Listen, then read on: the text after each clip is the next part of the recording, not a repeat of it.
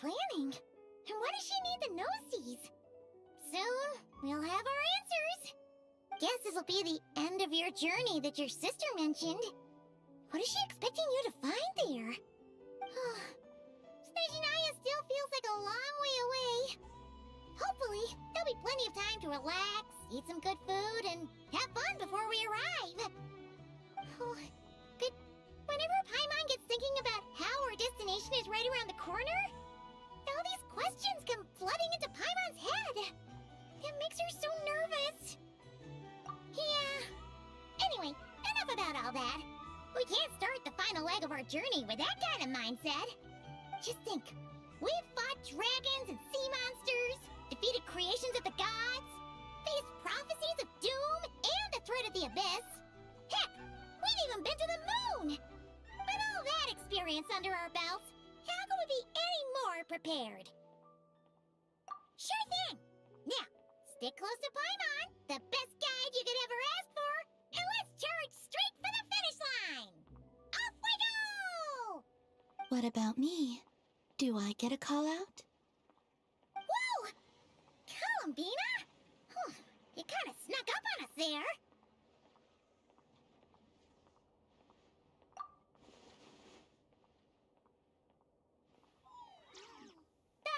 Don't look at Paimon! Paimon didn't sell you out this time! Oh, so it was you! Alright, guess there's no hiding it now. All your friends have gathered at the flagship to see you off. I invited Sandrone, too, but she said she had to go back to Snezhnaya. She must be busy. She had some nasty things to say about you before leaving. Would you like to hear them? She hasn't changed a bit. Alright, let's hear it. If they're heading to Snezhnaya, I'll bet it's to cause trouble for Her Majesty the Tsaritsa. Attending a farewell party for people like that would not be a good look for me right now. Also, please tell them not to count on getting help from a Fatui Harbinger in Snezhnaya. Our time working together was not terrible, precisely, but we're on different sides. So when you get there, don't do anything to make life difficult for both of us. Well, that definitely sounds on brand for her. The attitude, the reasoning. Alright, we'll do our best to keep our distance then. No, you've misunderstood. I think she means that she'd like you to go see her. As long as you don't make things difficult for both of you, you'll be fine. You really have to read between the lines with Sandrone. Go on, get to the flagship. Everyone should be there by now. I told Lama that you once treated me to a truly unforgettable meal. Today, I want to return the favor. It's my gift to you. It's definitely nice to be treated, but hopefully by this point, you know that you don't owe us any favors. The moon of Nodcry will always give you a warm welcome.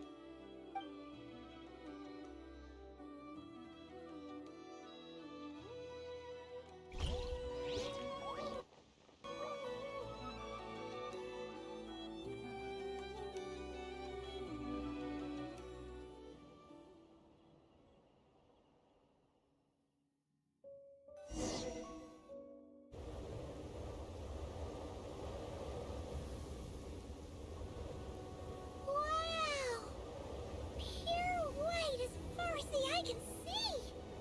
It's so pretty! Come on, keep up!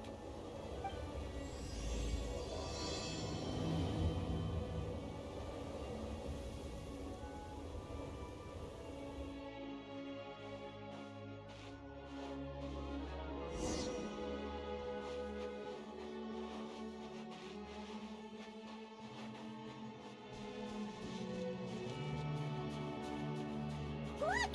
They look similar to the ones in Nodcry! You know, just minus the effects of Kulaki. That's a sure sign that we're officially in Snezhnaya now.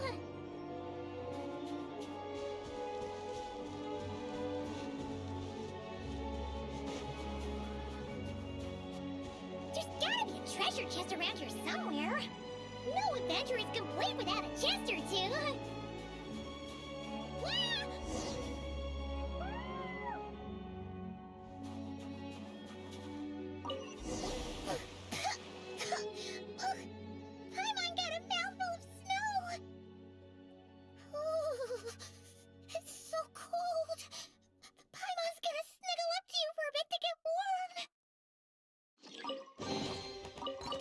close.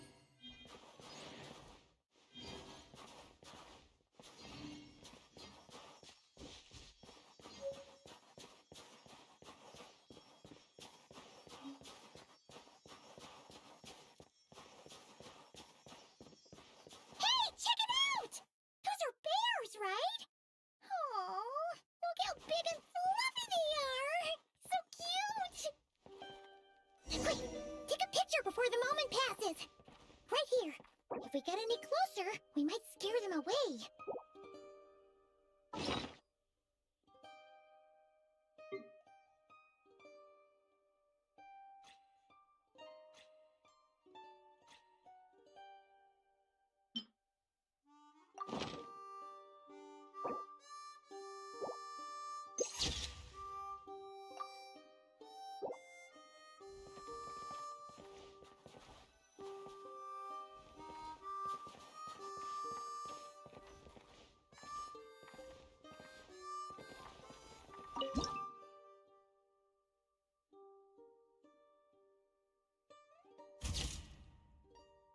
Let's see how your camera skills are these days. Oh, wait a sec. Paimon sees something. Come on, quick.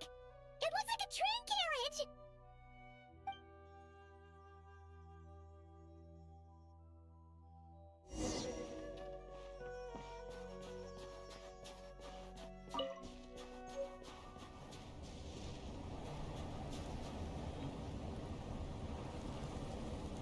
Paimon's heard that Snezhnaya has loads of railways and trains. This must be one of them.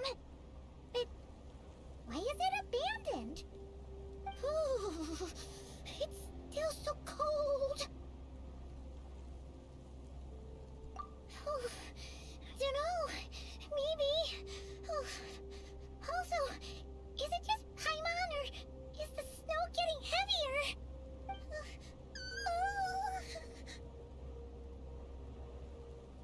Oh, thanks for offering, but this isn't just the weather. It's hard to describe, but Paimon feels so weird. She's never felt like this before. Everything feels heavy. Getting kinda dizzy, too. Oh, no need. Paimon's just feeling a little low on energy. That's all. It's nothing serious. Not worth ruining our travel plans over. Yep, sure thing. Snezhnaya, here we come!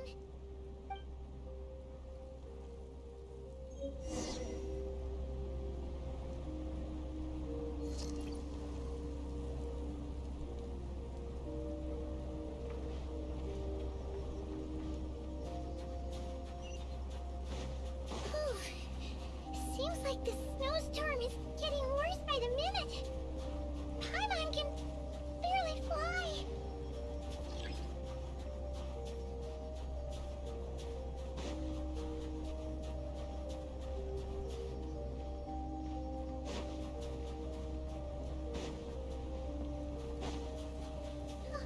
Oh, look! There's a cabin over there. Phew. Let's get out of this storm.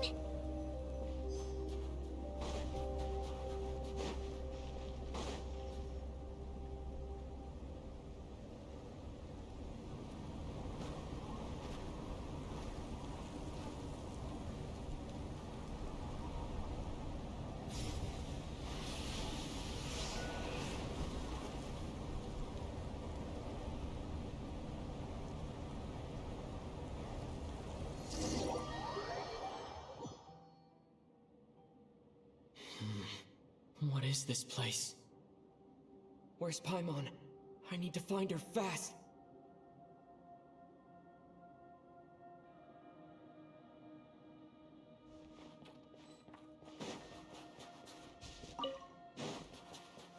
Paimon! Paimon!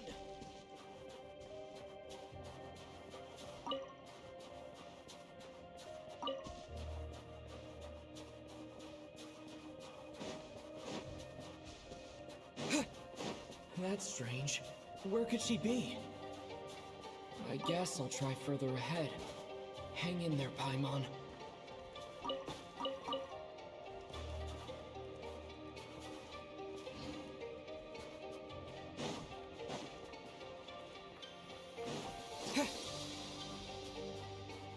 Is that a train carriage?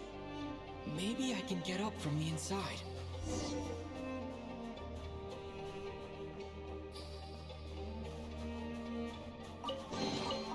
Is this an answer from this world?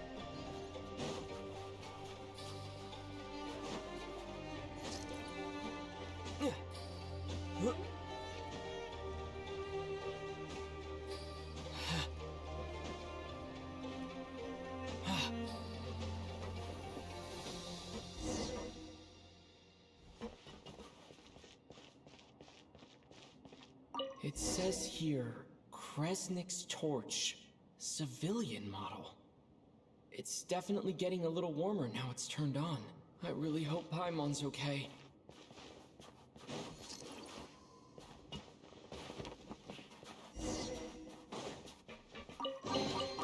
I'll keep this close.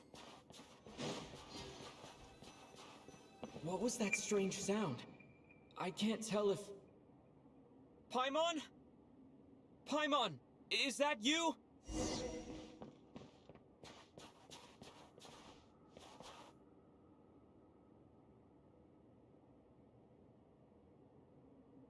Incoming entity detected. Authorization granted. Initiating original. Hello, Descender, who has reached the eve of tomorrow. Eye of Grey at your service. Time since last activation. Time measurement unavailable due to the influence of...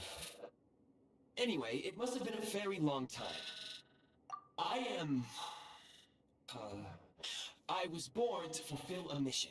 To reach tomorrow. To this end, I must...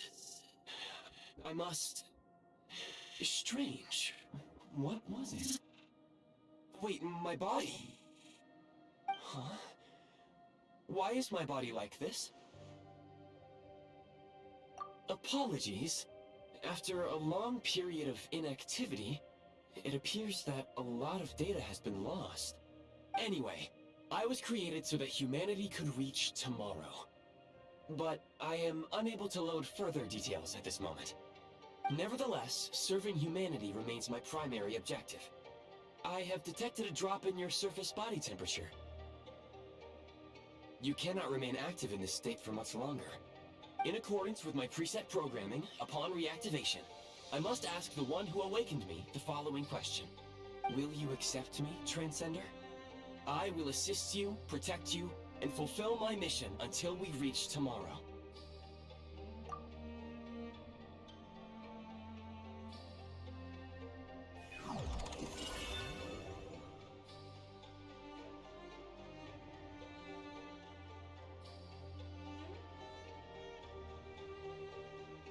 You have made a very wise decision.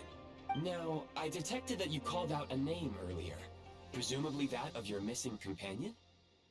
The name was Paimon.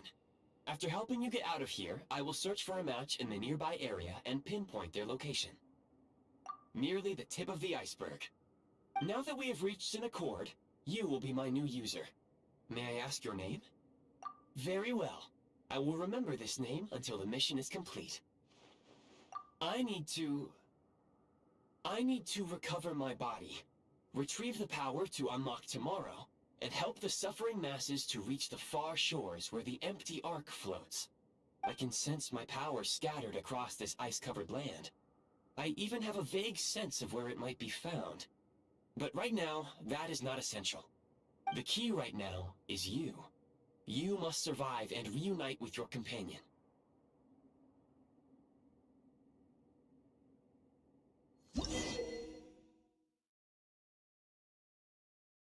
You may now execute the command, Demolish. Use it to remove the Prime Ice blocking the path and obtain Prime Ice units. Prime Ice unit count has been updated.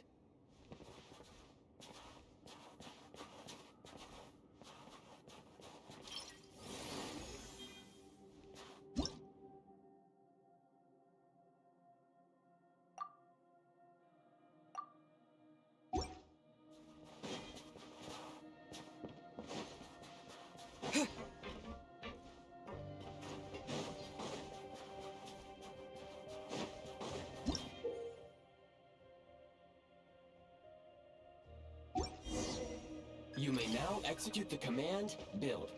Use it to create a prime ice construct to prop up the door.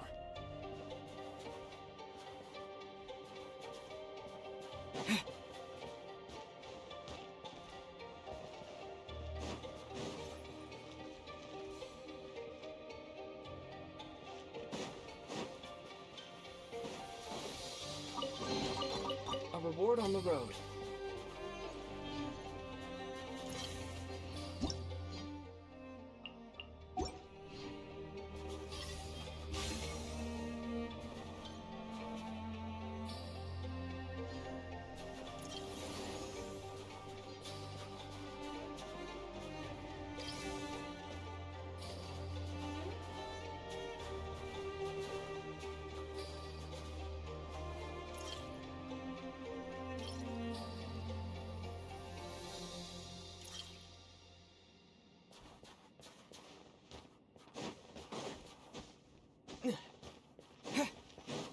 Scanning local environment.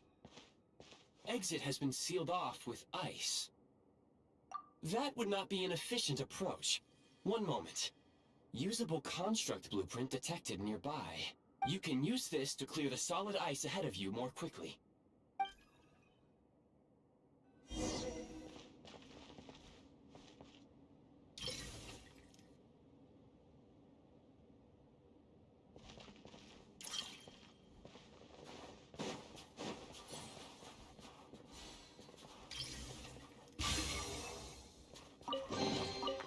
Is this an answer from this world?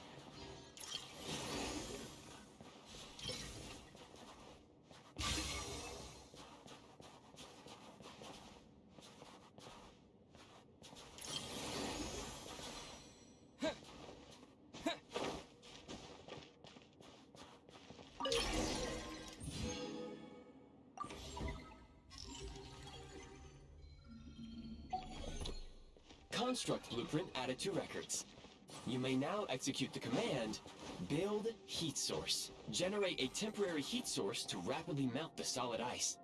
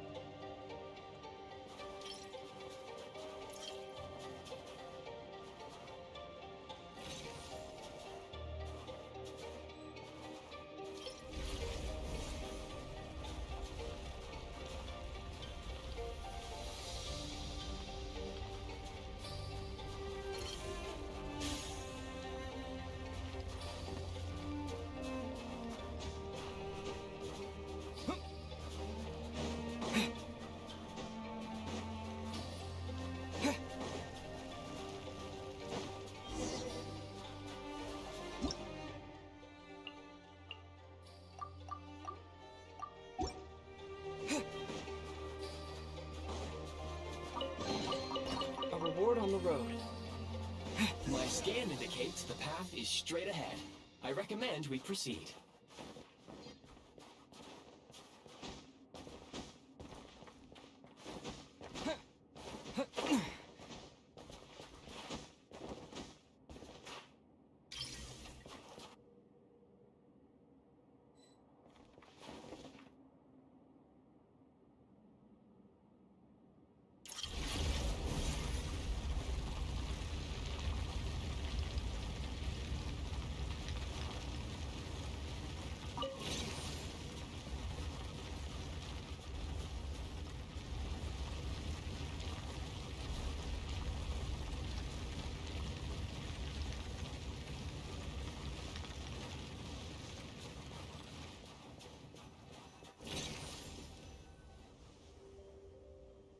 Kresnik Crystal located.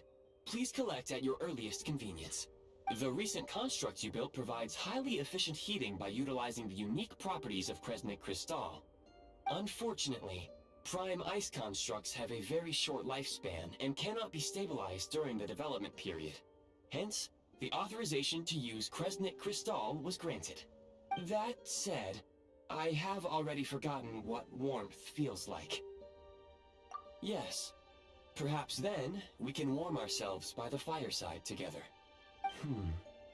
But for now, all you need to remember is this. If you collect Kresnik Crystal, I can extract the energy within and use it to maintain your body's surface temperature.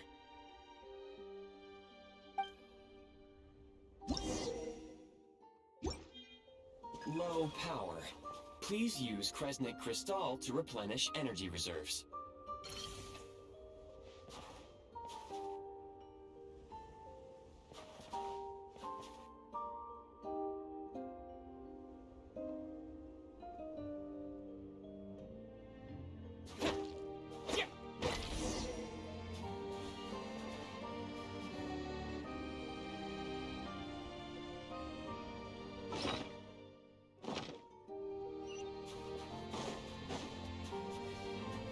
Signs of physiological activity detected in the distance.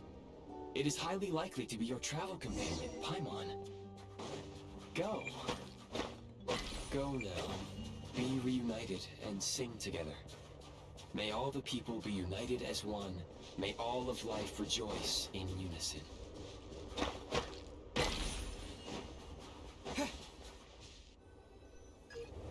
Approaching the target location. Scanning for signs of life. Life forms detected. 2. Affirmative. However, that is not the reason for my confusion. According to my database, this location is a train station, meaning the number of life forms is unusually low. Real-time environmental data suggests that the train station may no longer be in use. But whatever the situation, please exercise caution.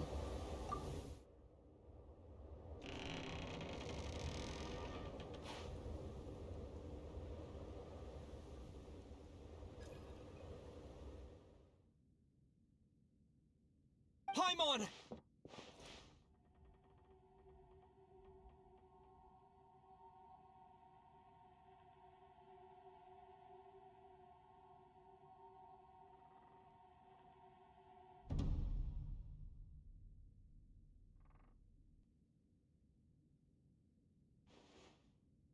Who are you? Don't worry. She's only sleeping. You must be the Traveler. She called your name repeatedly while attempting to battle her way through the blizzard. Newcomers to Snezhnaya struggle to adapt to the sheer cold at the best of times. Lately, even the locals are suffering, with a powerful monster having summoned a bitter snowstorm. You two must be very important to one another. You should take more care not to get separated. Your eyes. Are you Conrian? There are indeed some Conrians left in this world who survived the cataclysm. But I doubt that is news to you. It would be unwise to interrogate my identity here. Focus your attention on your travel companion instead. We will meet again very soon.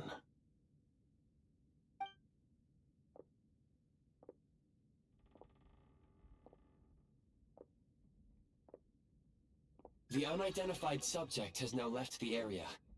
He appears to be an individual of great significance, but my search has yielded no relevant data. I will try searching the database again. Against the odds, your companion is safe and sound. The other person even left a blanket for her.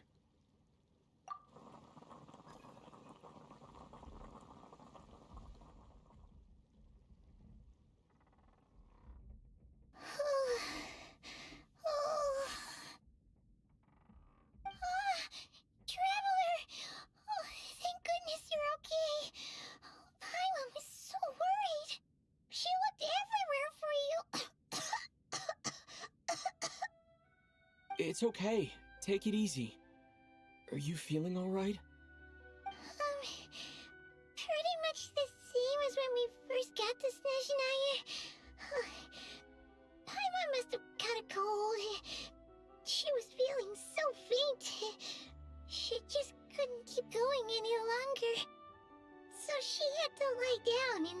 bit off. Wait, where did the jester go? Yep, the director of the Fatui. The Jester Piero. So, you met him? The Jester must know everything about the Tsaritsa's plans. But there's no way he'd tell me just like that. We might well have ended up clashing. Well, he was right about one thing. Right now, the most important thing for me is to take care of Paimon while she's unwell. He had no intention of explaining his motives, and he left in something of a hurry. Hey! What the... Who is that? It looks like... half a pair of goggles. How amazing! A self-aware, talking pair of goggles! Snezhnaya was once the land of the Fae. There are many ancient creations here that I'm sure would broaden your mind further still. Mind you, my database is also expanding as we speak. You must be a rare creature yourself. Oh, wow! Well, thank you so much. You've earned yourself some of Paimon's favorite candy. Oh, but by the looks of it, you probably can't eat that, can you?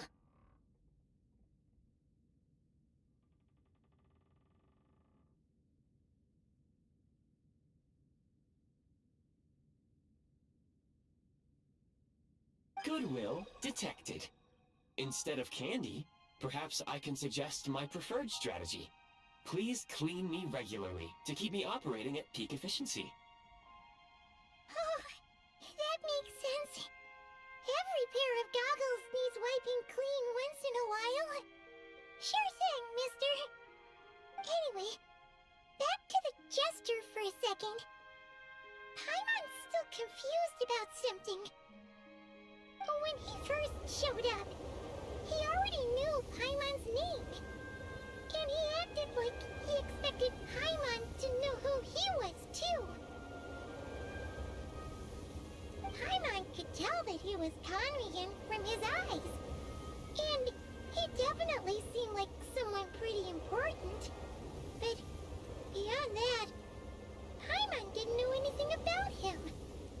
It was only later, after he rescued Paimon from the snow, that he properly introduced himself. That's the only reason Paimon knows he was the jester. Oh, seems unlikely. He ran into the snow following the sound of Paimon's voice, with a really anxious expression on his face. He didn't act like someone who knew she would be here in advance. And after bringing Paimon here, he just stared out at the snow. He didn't do anything to Paimon at all.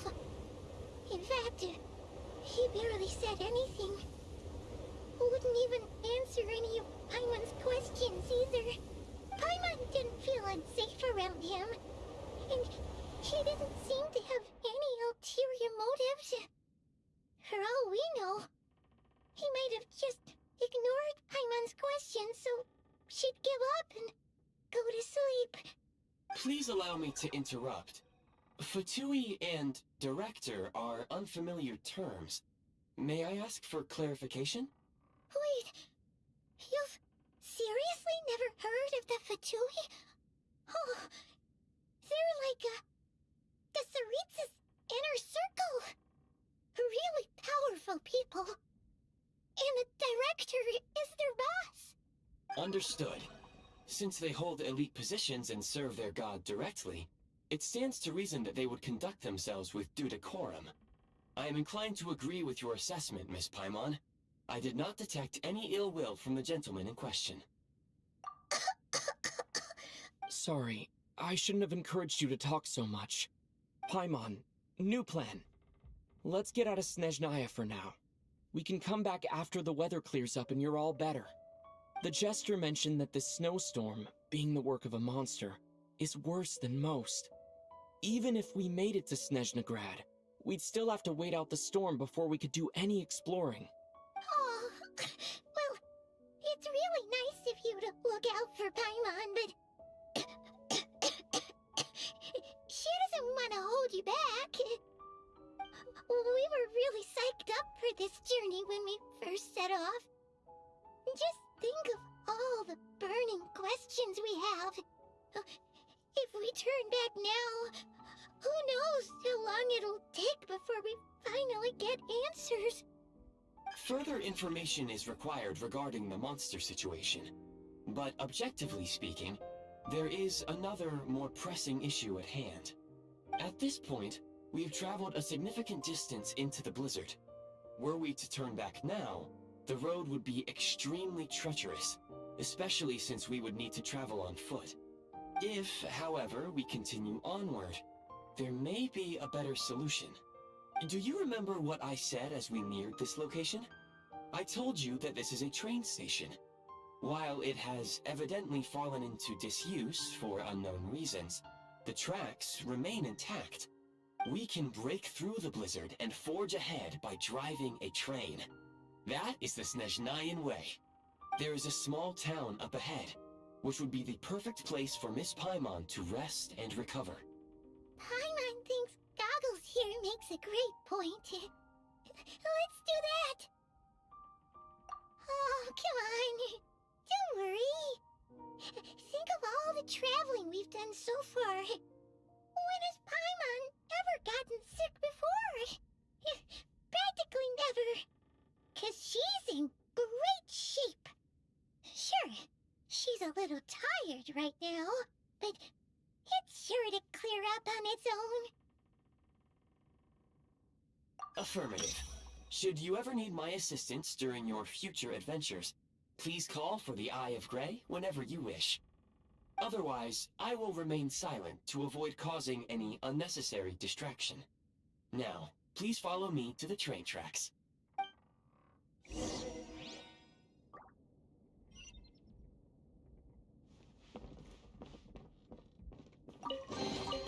Is this an answer from this world?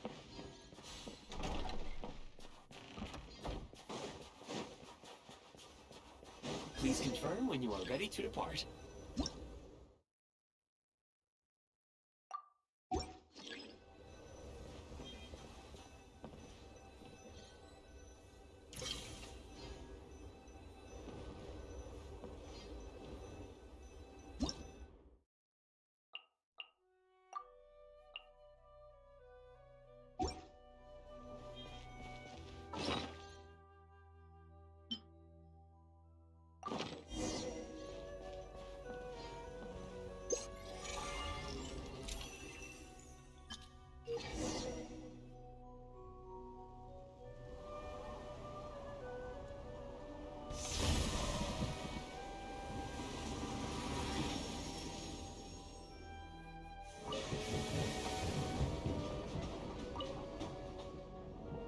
Heading north from here, we will soon arrive at... Wait, there's an error message. Could not detect clear tracks. What exactly does clear mean? Brace for impact, friends! Preparing to enter impromptu flight mode.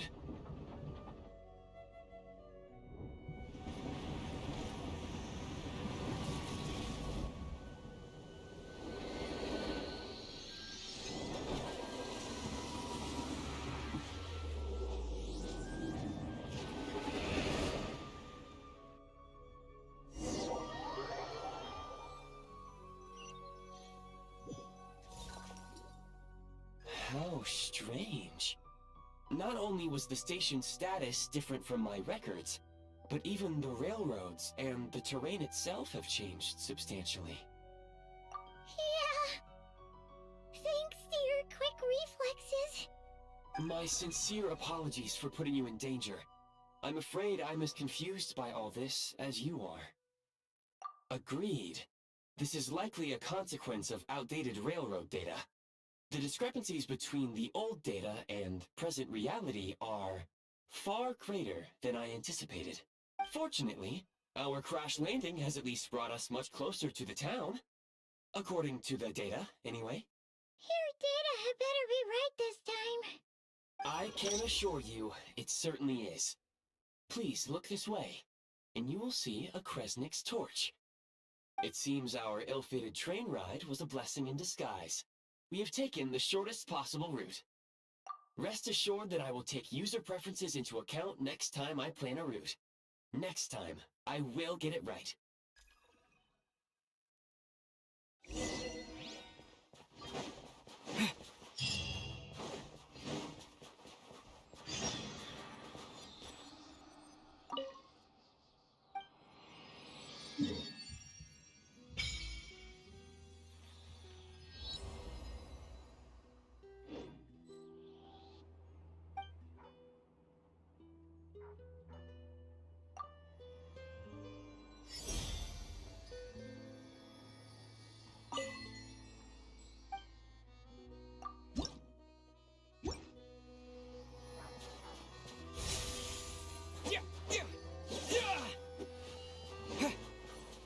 Excuse me, is there an inn nearby? I'm sorry, but they've all closed.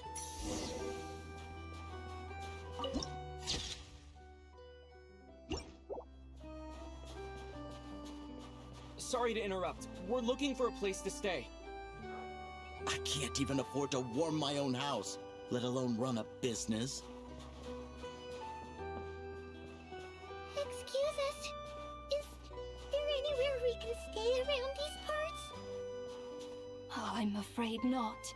You'll have to try your luck somewhere else. All we can do is wait for the next shipment of Kresnik Crystal to get here.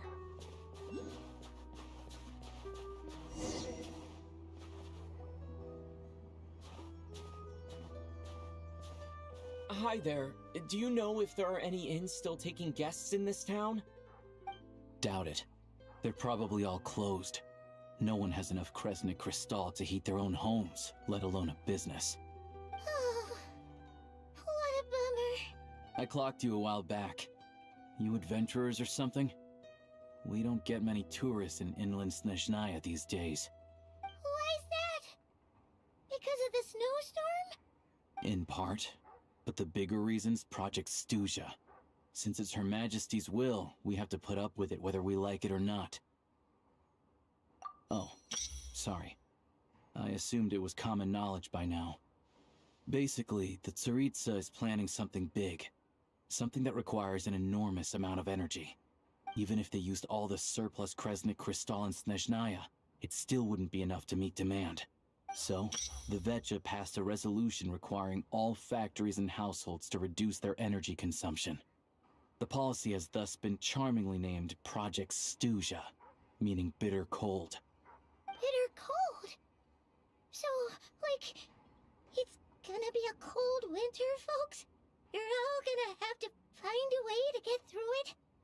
That kind of idea? Pretty much. When you're broke, you scrimp and save. When it's cold, you huddle together for warmth. There's always a way to stretch things out to make ends meet. Trouble is, if you stretch someone out like an elastic band for too long, who knows if they can ever bounce back. You know what? Come with me, and see for yourself.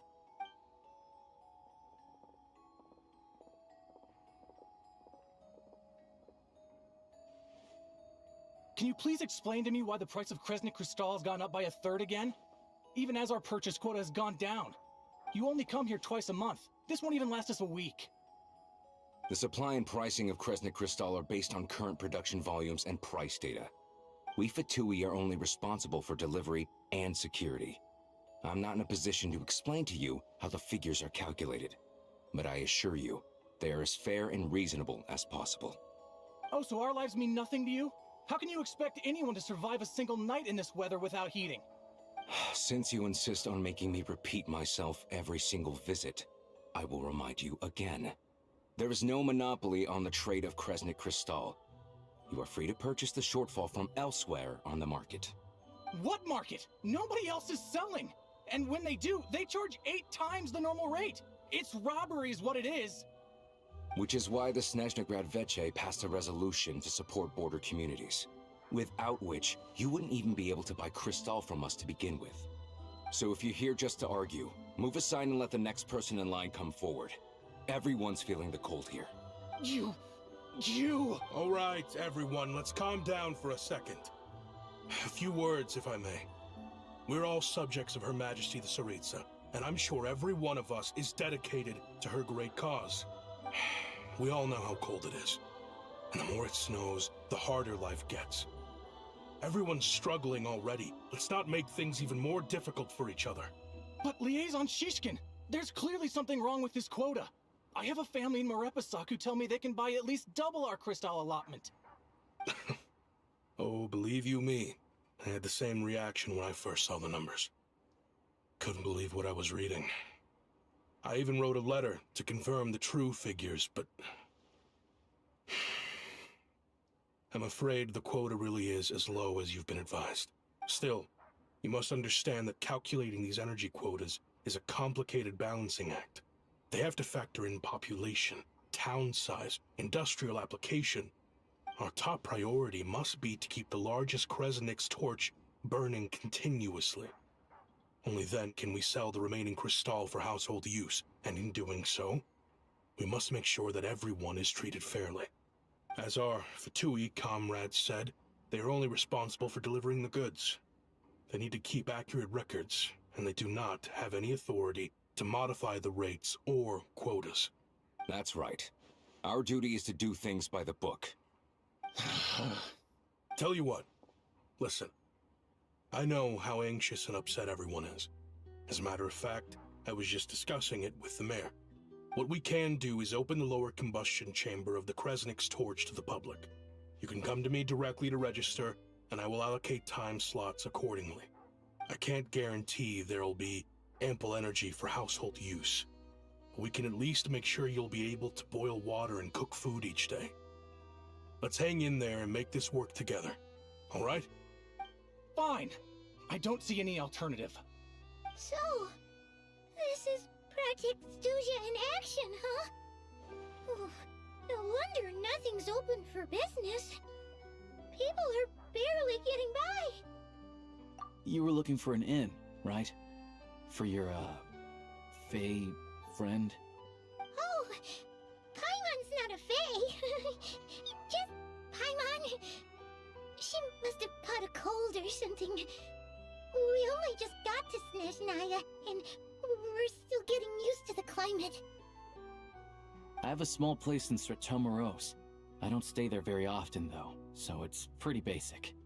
But if you're not picky, you're welcome to rest there for now. It's not much, but I've got blankets and a warm fire. Are you sure? Oh, that's really kind of you. All right, then. This way. Hello, I'm Alosha. I'm a hunter. Though, if you've talked to any highwaymen, you might have heard a different side to my story. But anyway, let's keep that between us for now.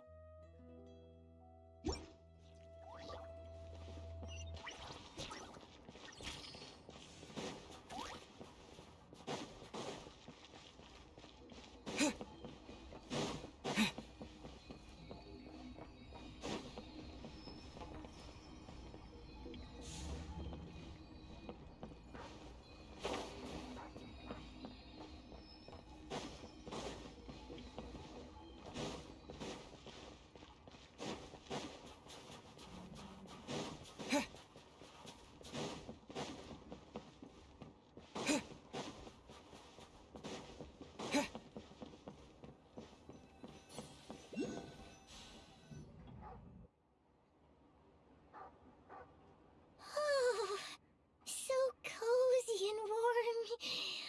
Paimon's getting nice and toasty. Oh, wait. Paimon only introduced herself so far, didn't she? This is Paimon's best friend, the Traveler. Good to meet you. I'm Alosha. Most travelers find the Snezhnayan climate to be a shock to the system at first. But as long as you keep yourself warm, you should be fine. Still, you should keep an eye on your condition. When people are too quick to dismiss a cold, it can easily end up turning into something more serious. Don't say that. Paimon's too young for chronic health issues. They aren't in town right now, and they won't be back anytime soon. The train station has been closed ever since these power shortages began. I do a lot of hunting, so I spend most of my time exposed to the elements. But even the animals wouldn't survive long in a storm like this, let alone a hunter. Nothing to do but sit tight in town until the weather improves.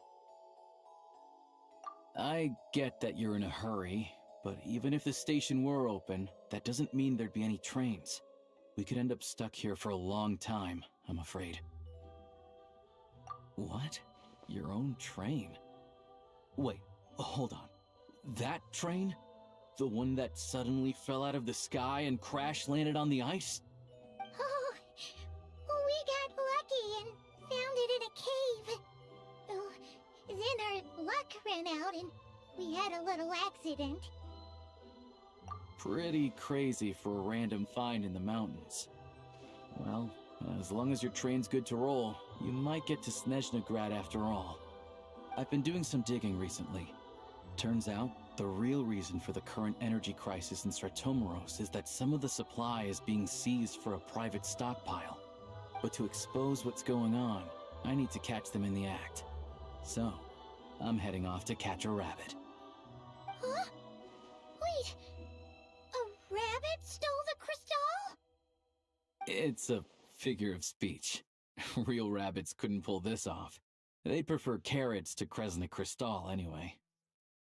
Shishkin, Mr. Positive Attitude, let's all get along now, shall we? Him? Really? Paimon never would have guessed. Huh? You're coming with? Oh, okay then. Just give Paimon a second to get ready. Alright. Guess there's no point pushing myself. Paimon will stay here and hold the fort then. Be careful, you two. Oh yeah, there's one more introduction to do. Tagarin, get in here. Oh, a doggy. Oh, angry doggy. Oh, Tagarin doesn't like being petted then.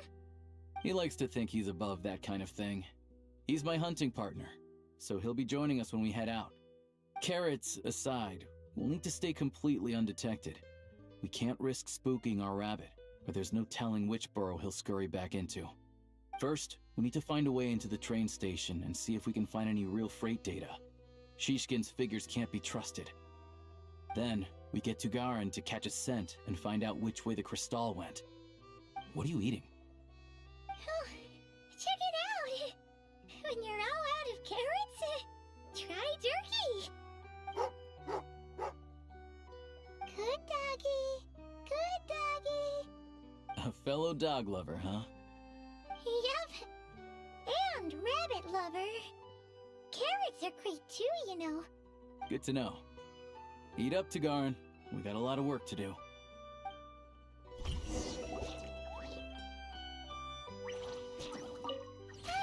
just gonna stay here and get some good rest.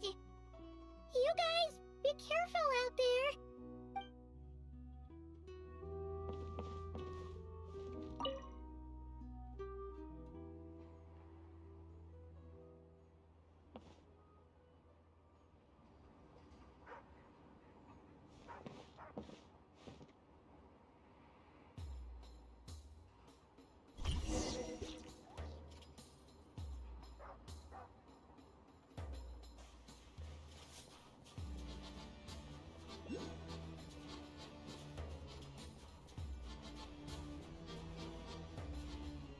Wait.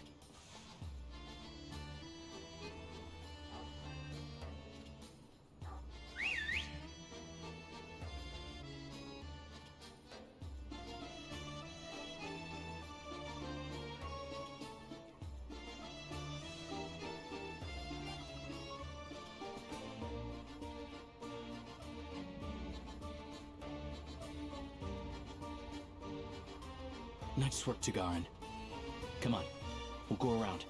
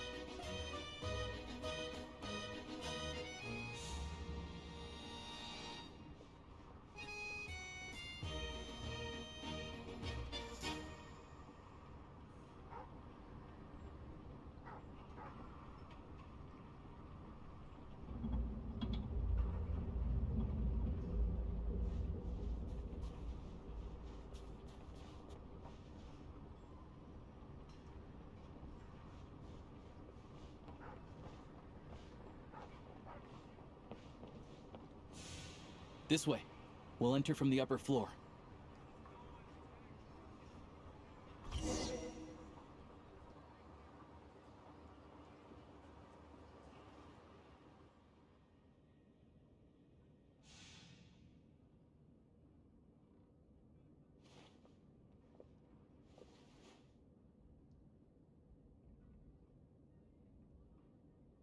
There we go. A freight list. Straight from the VII. So Shishkin won't have had the chance to doctor the figures. Looks as new as the day it was printed. I guess no one bothers reading these unless they have ulterior motives. Yeah, this is all we need. Come on, let's get out of here, then go track down the Crystal. Tagarin's a keen hunter, and catching rabbits is his specialty.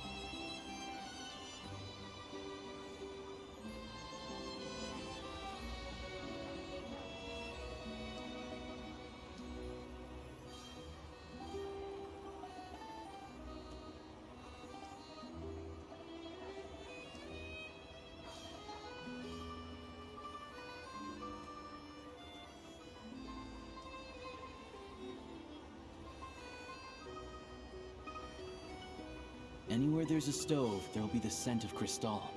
That's normal.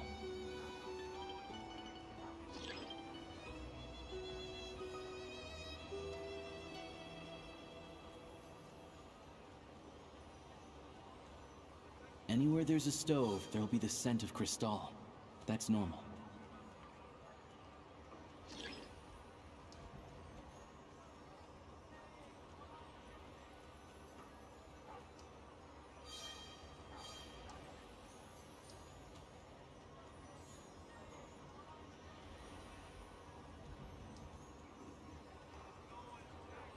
But if he picks up the scent of Crystal somewhere and there's no stove around, that's how we know something's up.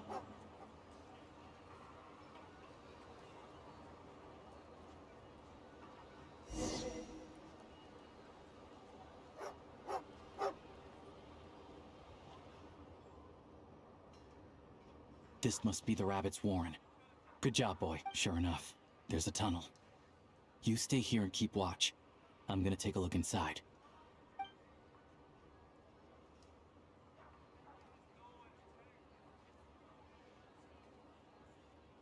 Thanks for looking out for us.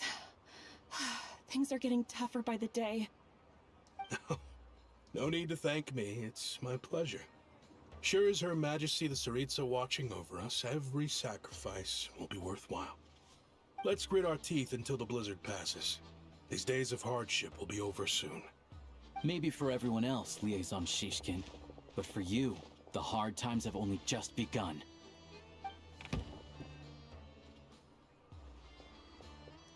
Huh? Who are you? What's the matter?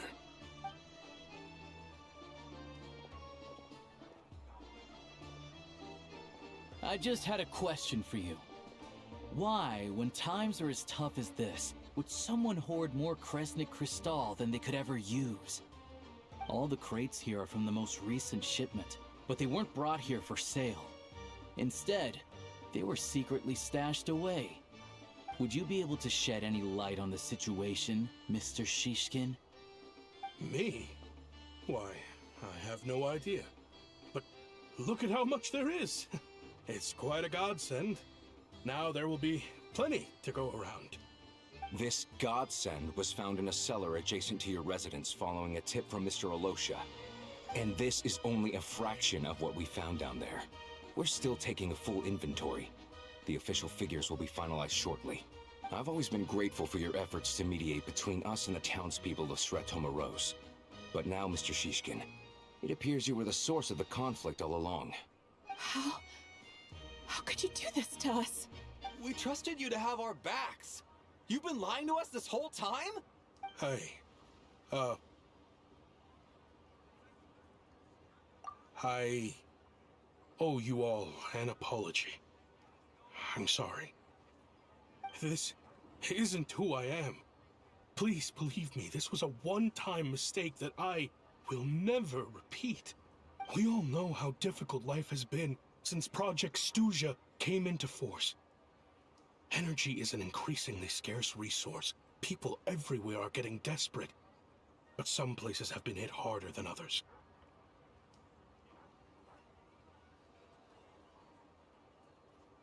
I grew up in Alatir, a small village with no train station. Deliveries of Kresnik Crystal have ceased there entirely. If nothing is done, they're all going to freeze to death. You know as well as I do how downright impossible it is to buy Crystal these days. The thought of my poor mother and father, with no one to help them, I felt so afraid. I watched as energy grew scarcer by the week, all the while knowing that their lives were at risk. Then one day, I looked at the Crystal shipment in front of me, and a terrible, selfish thought entered my mind. Looks like I'm just not cut out to be a criminal. I'm so sorry. Once the Fatui have finished their count, you'll see that the numbers match their waybill.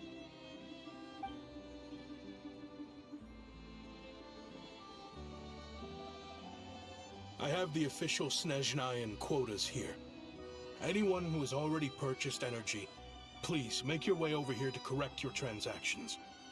I'll make a batch purchase of Crystal worth 3 months' salary for you all to use free of charge. As for Alatir, I'll think of something else. You don't have to go that far. Yeah, owning up to your mistake is enough for me. You've done plenty of good for the community in the past. I'm not looking for a handout.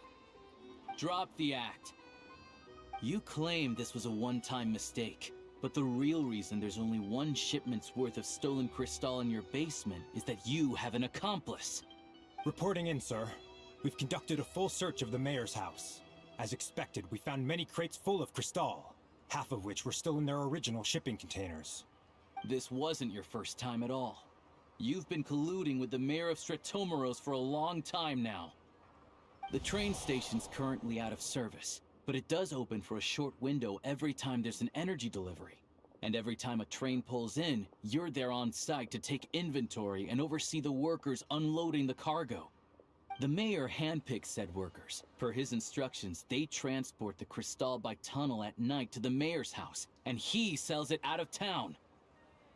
But since he can't get the goods out of town by train, he had to arrange an alternative method of transportation. This meant slower sales, which gave me plenty of opportunity to catch him in the act. Wait, the mayor's involved in this too? Preposterous. What proof do you have of any of this? Basic math.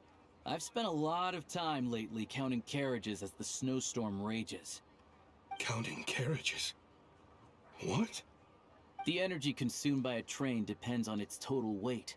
And since energy is a limited resource right now, it's fair to assume that every carriage is packed full. So, if we take the energy required for the Kresnik's torch, add the sales figures you provided, then compare that figure to the train's theoretical cargo capacity, guess what? The numbers never match. It's always off by 1 or 2 carriages worth. This time, you set a new record. 3 carriages missing. You mean to tell me that you sat around outside, counting carriages, in this weather? I'm a hunter. I have 2 options. Hunt or starve. Well, I've heard enough. The evidence speaks for itself. Take Shishkin and the mayor into custody and escort them back to Snezhnegrad.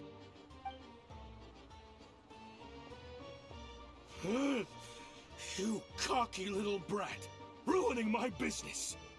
Just you wait.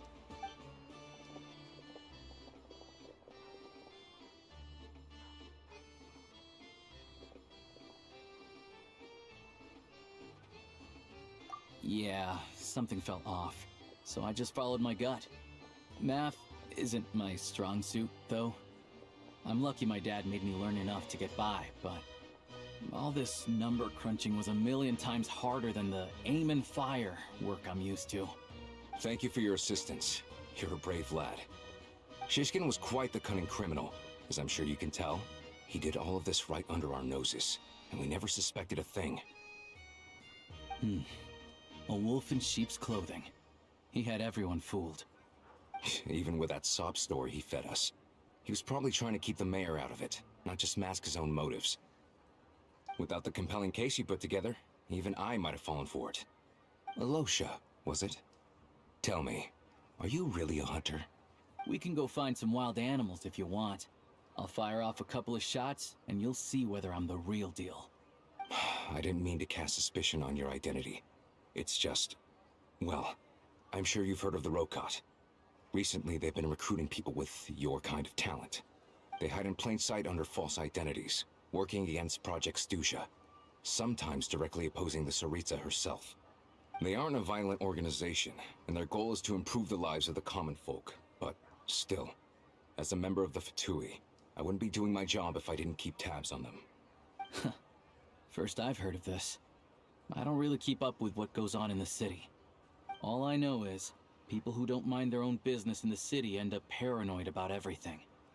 As for me, I just couldn't stand Shishkin. I'm from Alatir myself, and I can tell you, nobody's lived there in years. Why would an abandoned village need Crystal? Of course, no one really cares about the fate of that place. I'm guessing today is the first you've heard of it. I see. It does sound quite tragic. Really. Well, thanks again for your assistance, and your friend here too. I will report this incident to Snezhnegrad. The Fatui will take over energy distribution until new officials are appointed. We'll also ensure that the train station resumes normal service as soon as possible. Looks like it's my turn to brush up on math now. I never liked it as a kid either.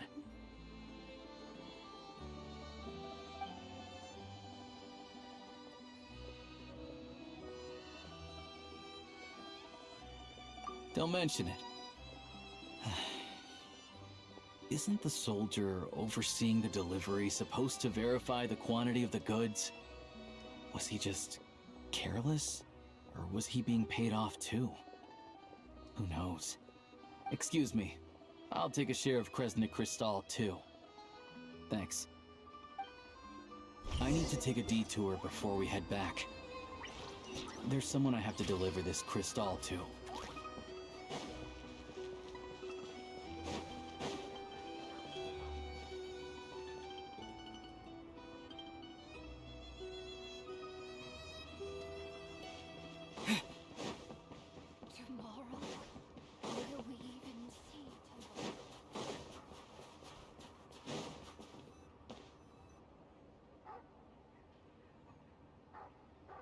hang tight for a moment. This old lady, she doesn't really know who's who anymore.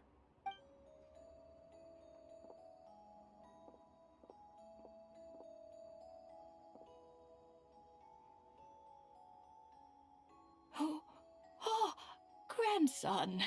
It's so cold today. You must be freezing. Ma'am, it's me, Alosha. Alosha? Alosha who? You know me. I came by earlier today. Cleaned the ashes out of your stove, gave you some warmer bedding, and washed your back. I'm sorry, I don't remember. Now, how often do I get to see my grandson? Come on, take a seat and relax while I fix you something to eat. It's okay. You just rest. I'm fine. Oh, you. It's nice to come and visit your old granny once in a while, isn't it? Sratomaros, a good town. All sorts of things to do and people to meet. And the local officials are good to us. Sit down, come on, take a seat. I still have some fruit left. Let me get it for you. Please, don't get up on my account. You need to rest. Where's the fruit? Right under the basket by the door. Or maybe it was on the bedside cabinet.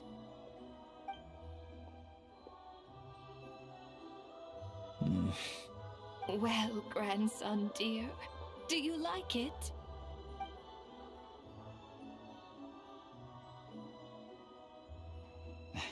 Very much, ma'am.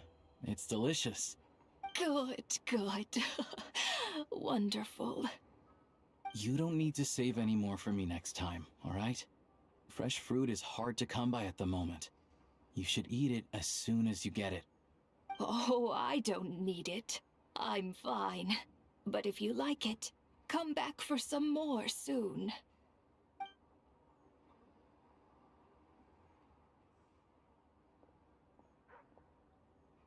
Some kind soul must have given these to her.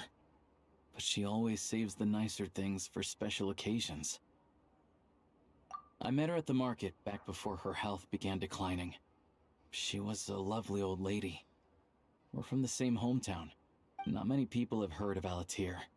And if they have, it's usually for all the wrong reasons. There's a gang of highwaymen that came from there. Now that it's an abandoned village, it's rare to find anyone who shares fond memories of our hometown. So after we got talking and realized we were from the same place, we decided to keep in touch by letter. I first learned of Sratomaros' energy supply problems from a passing comment in one of her letters. Then, after her health went downhill, I started visiting more often to check in on her. The town's been in decline for a while now, but because of her memory problems, she thinks of it as the bustling, prosperous Sratomaros still in its heyday.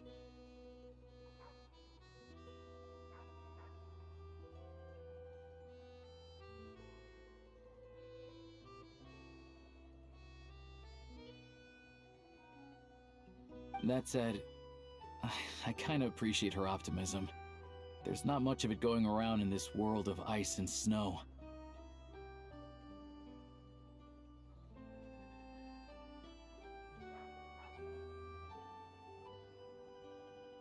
It's fine. Everyone grows old. In Snezhnaya, some people believe that in your final moments, you'll sense a familiar presence by your side. You turn to look at them, but their face is blurry. So you focus hard, trying to make out who it is. And when you finally see their face, the Grim Reaper reaches out and takes your life.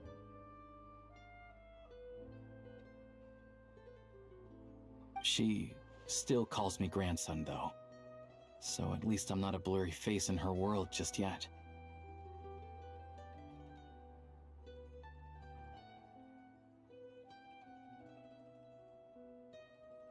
Come on, let's get back and see how Paimon's doing.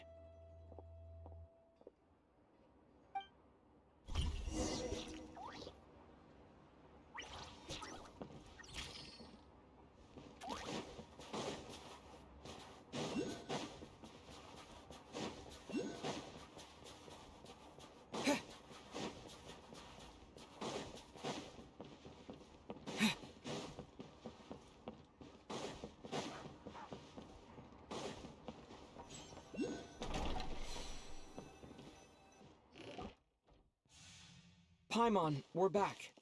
Are you feeling any better? Yep. Paimon's not cold anymore.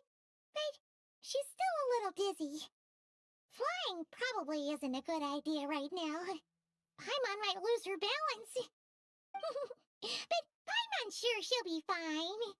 It's probably just from getting hit on the head by that pile of snow when we first arrived in Snezhnaya. Her complexion's looking much better. Let's keep an eye on her. Sure. But enough about that. How did everything go on your end? Are you... I'll explain. It's a bit of a long story.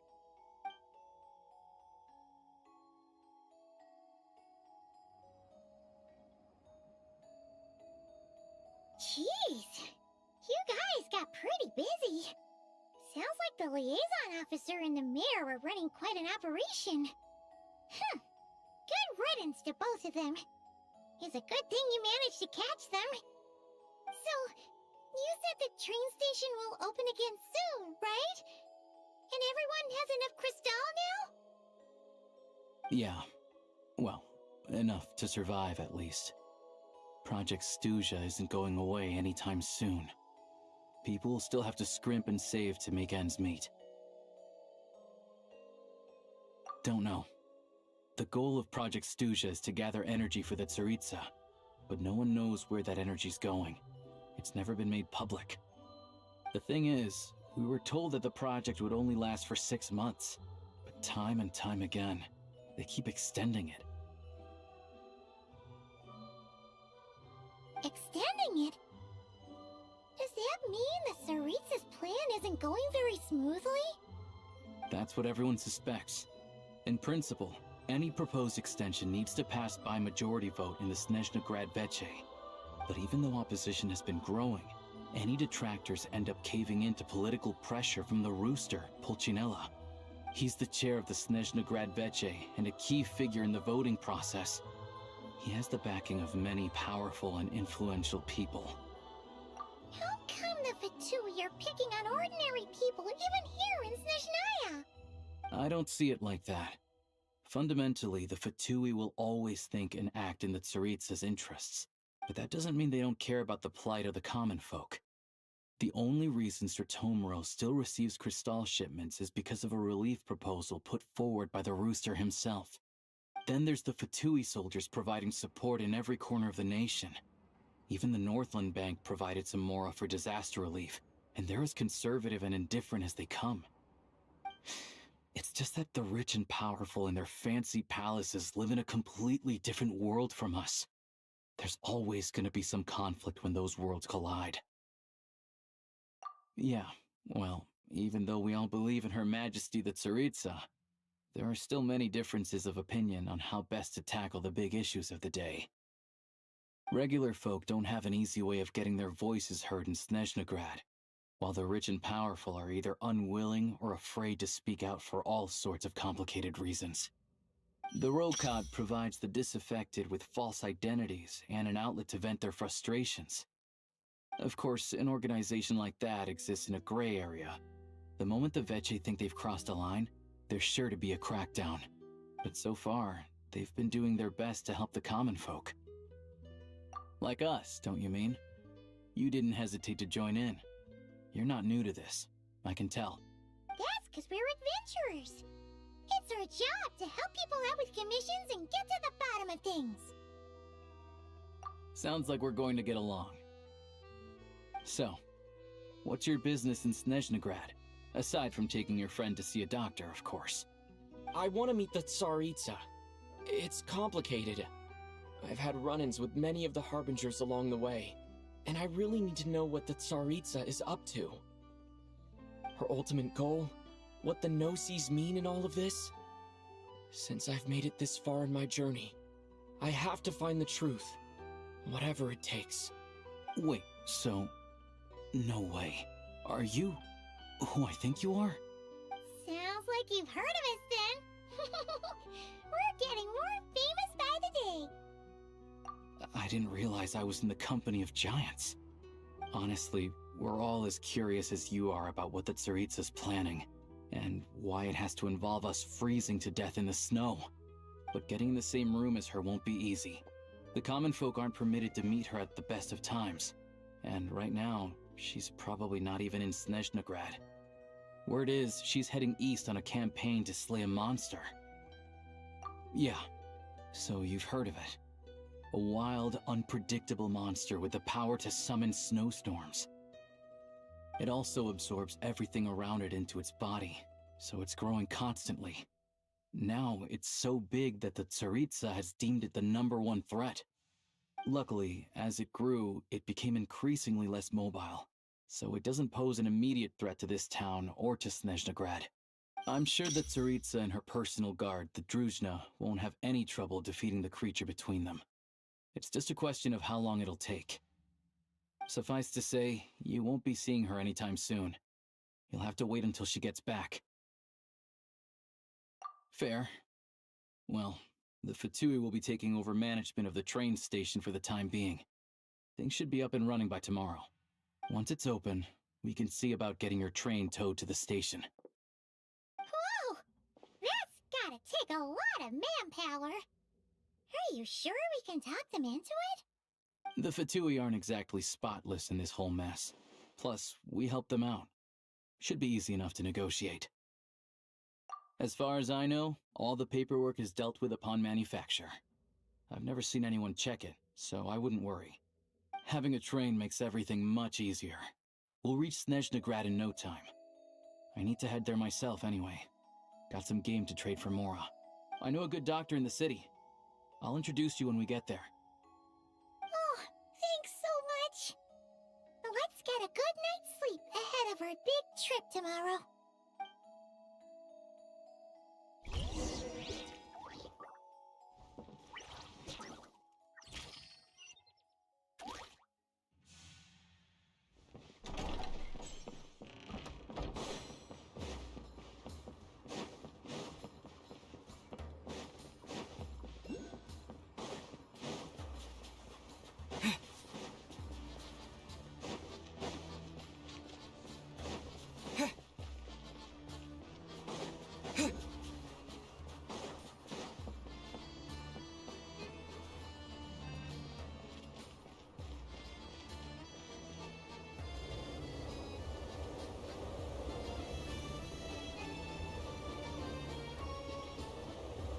Drive carefully, all right? You don't want to end up in this situation again. Also, I don't think I've seen a train like this before. Is it a new model or something? Not a fan of small talk, are you? Anyway, take this. It's an up-to-date map of the Snezhnayan rail network. All the track switching is automated. So, as long as the train's moving, you don't need to worry about collisions or anything. We'll leave you to examine the train's conditions yourselves. Fingers crossed nothing's broken. I doubt Sratomaros has any engineers with experience working on this model. Shouldn't be a problem. Thanks for everything. All right then. Have a safe journey. And make sure to check everything's working before you set off.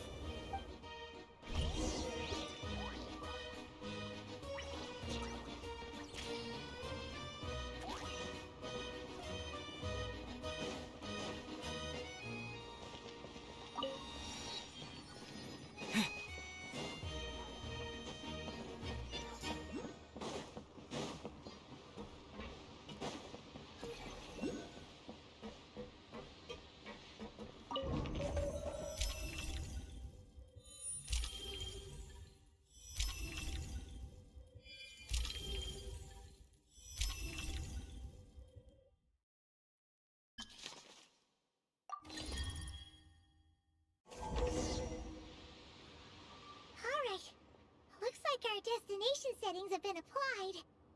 Let's give this thing a final once-over and then head out. Goggles, your time to shine. Affirmative. Running vehicle diagnostics. What's this? Engine, green. Wheels, green. Frame, minor damage, but no impact on function. Diagnostics complete. All systems nominal. Neat! Huh. Paimon still can't get over the fact that You just found this tech lying around in a random cave. I've lived in Snezhnaya my whole life, and I've never heard of an interactive, talking train autopilot. Strictly speaking, I wasn't designed purely to drive trains, though I doubt you have any interest in navigating the practically unreadable operator's manual yourself.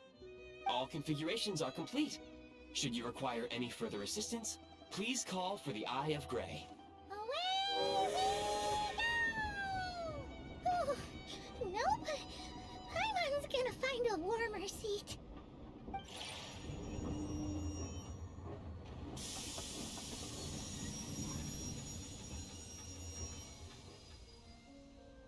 Huh? What's going on?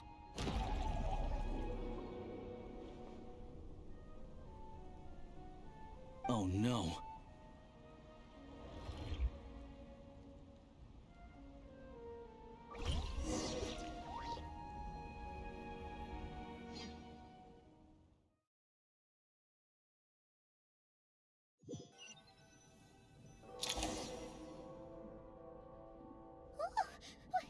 What is this place?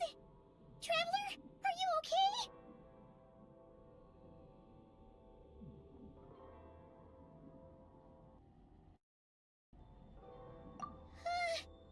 Paimon's still airborne, but it feels like swimming through thick, gloopy water.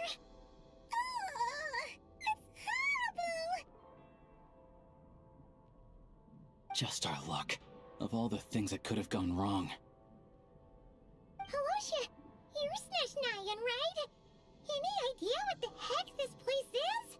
It's called the Shadow Realm. A place where no wind blows, no light shines, and no elemental energy flows. Even time itself doesn't exist here. It's a world where everything seems to come to a standstill. I've only seen it a few times before, and this is my first time inside. It's a dangerous place. Most people who get sucked into the Shadow Realm are never seen again, and the few who do make it back, they're never quite the same. Huh? Then, what the heck do we do now? Oh, maybe Goggles knows something. Goggles? Great! Now we're done for! Hold it together. Let's not get ahead of ourselves. I heard a story once about the world of shadows. If it's true, there's a way to escape. We just need to find the exit. Come on, let's explore.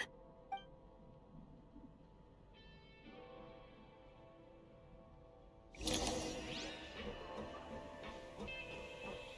at these Matsui! It's like they've lost their minds! Their shadows have been devoured. They're no longer amongst the living.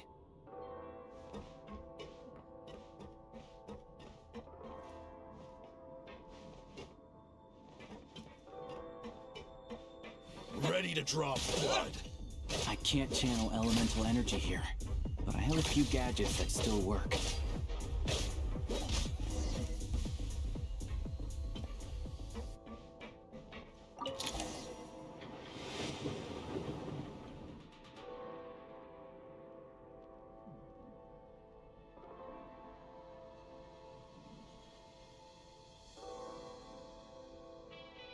Wait! What's that blue thing? Is that... Goggles? Guess we better find a way over.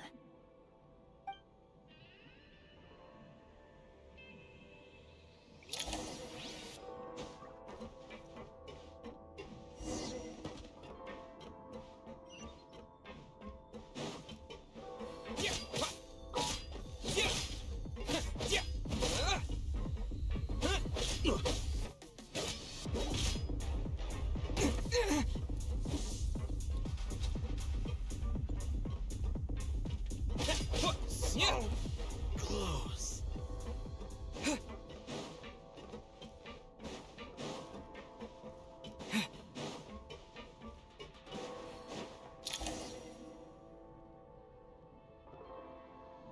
Goggles! Hello.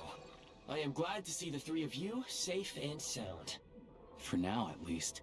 But things aren't looking too good. Correct. We are now inside what is known as the Shadow Realm, the darkest space in the shell, where even the Most High is loath to cast its gaze. Time and space hold no meaning here. It intersects with the world of the light realm only rarely, like an air bubble that rises to the water's surface. We must leave this place before it sinks back down into the depths once more. Sounds like you have a plan. Yes. In fact, the very purpose of my creation was likely to...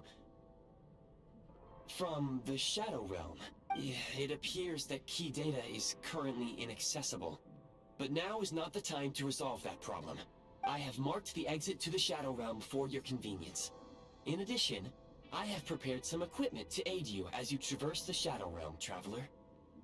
It may well be one of my core functions. Scan complete.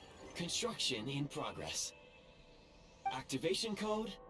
We once peered into the past from the ruins of the shadows. This is what remains of the Golden City, Hyperborea.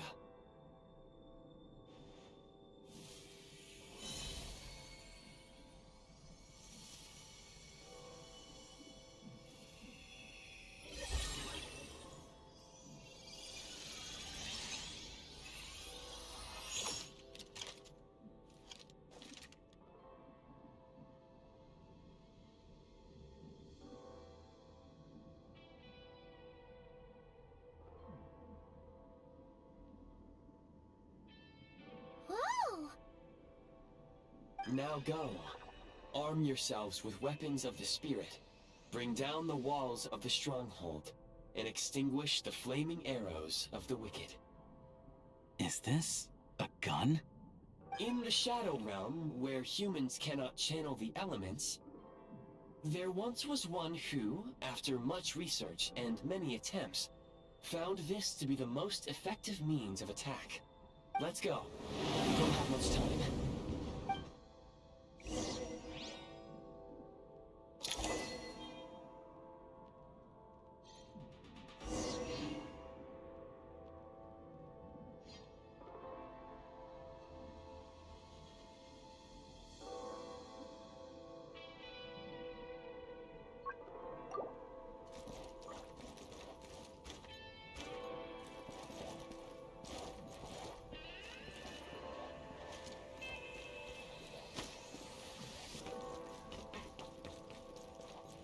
When you encounter small obstacles, you can simply clamber over them.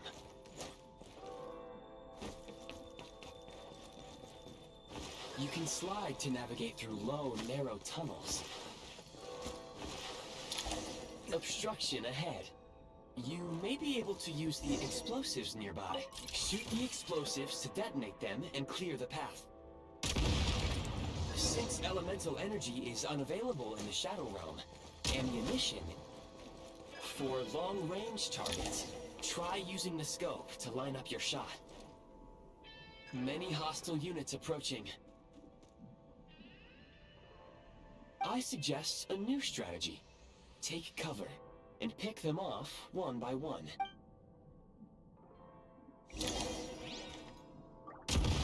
Where's the...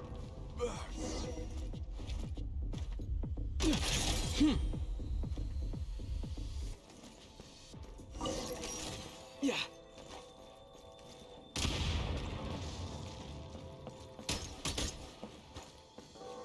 Reload! More enemies detected.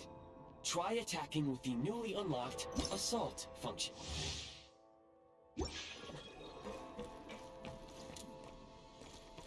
Light him up! Where's the...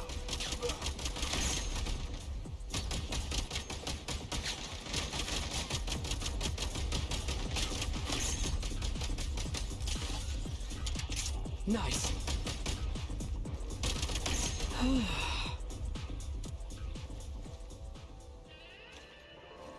Change of tactics.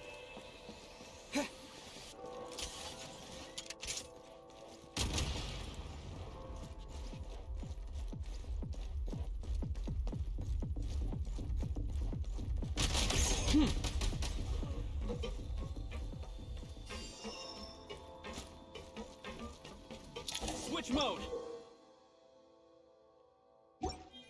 Aim at the freeze mark and pull the trigger to move using the rope.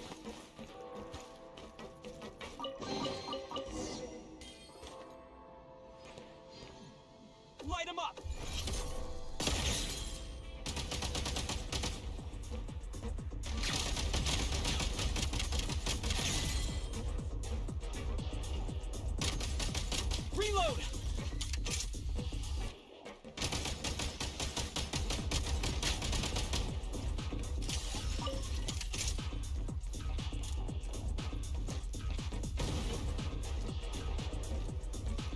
Light him up!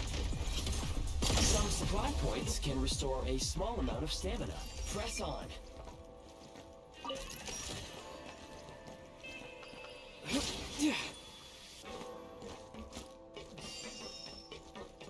The advantage is ours!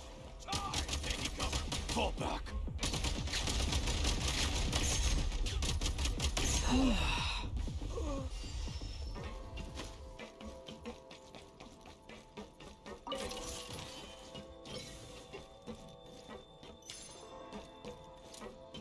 Switch mode! Charge!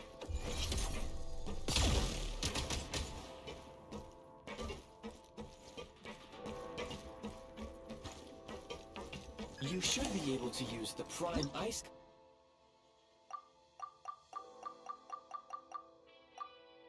construct left here to cover long distances.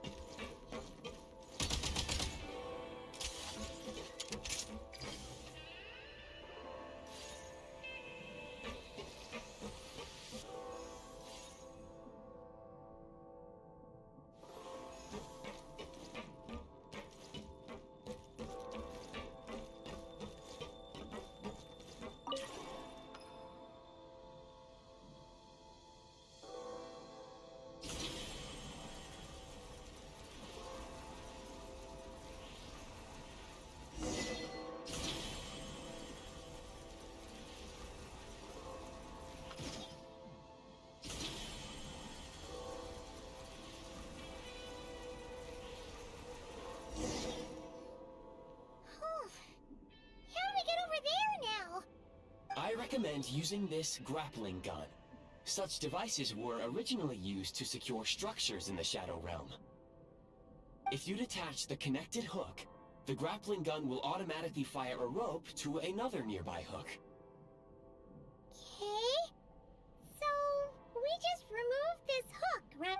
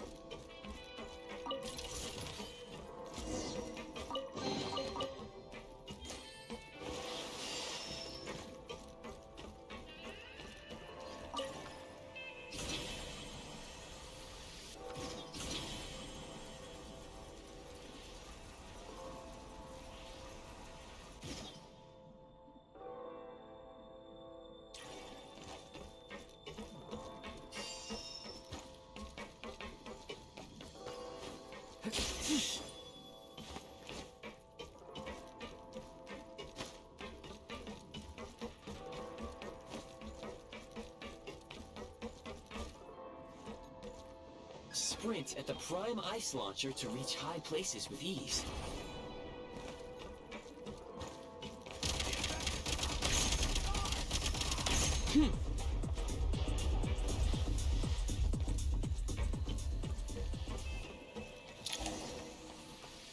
Usable munitions detected.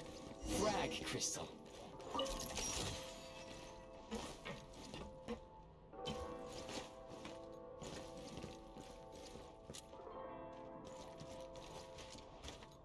Charge! Fall back!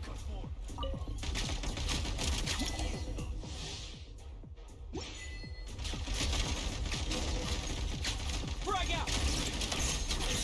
Nice.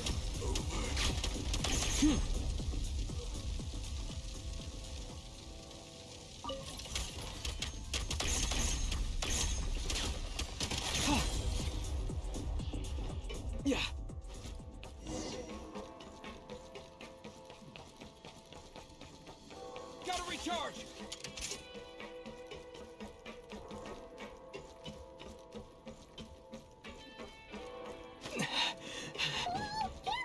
Shift your center of gravity and slide down.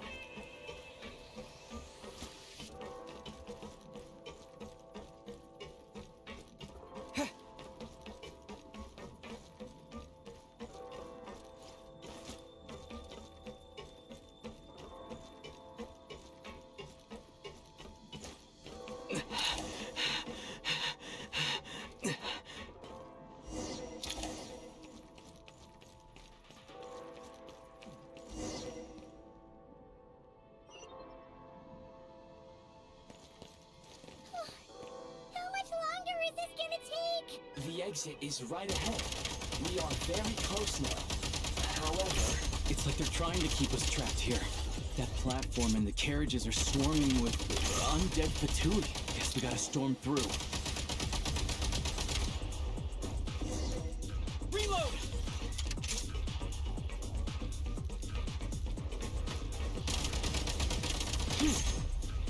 Gotta recharge!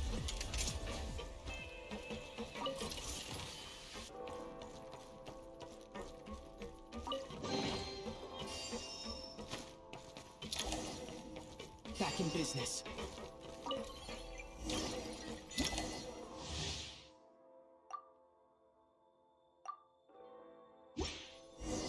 You may find switching to assault mode makes your attacks more effective.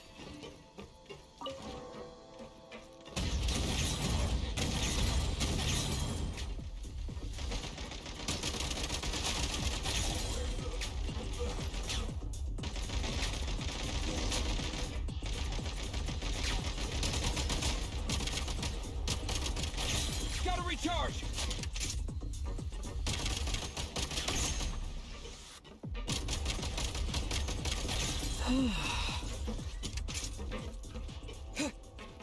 Time to catch my breath.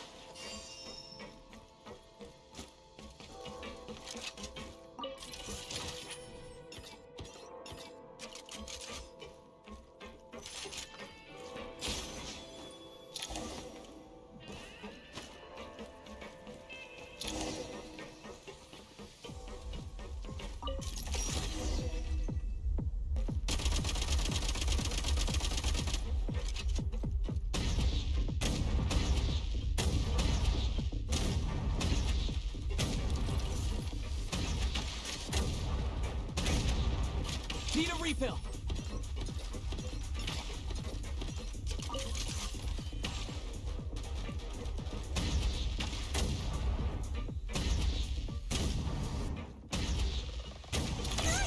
We're almost there!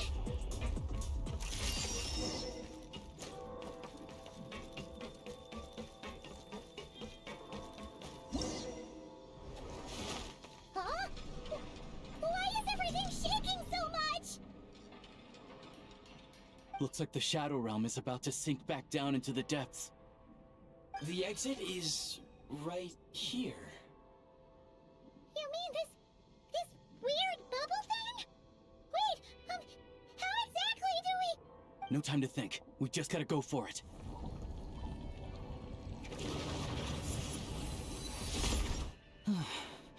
Looks like I was right.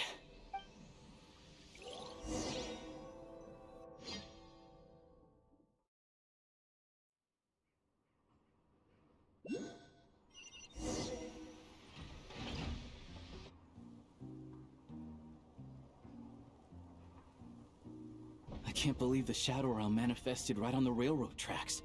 It's almost unheard of. Lucky we made it out. All thanks to you and that awesome gun. Ah, so you have heard of the Golden City before? Yeah, it came up a whole bunch in Nokrai. You're a pretty neat surprise in that sense, aren't you, Goggles? We had no idea they left cool gadgets like you behind. Make no mistake, it was a team effort. For a first-time firearm user, your performance was quite outstanding, far beyond my expectations.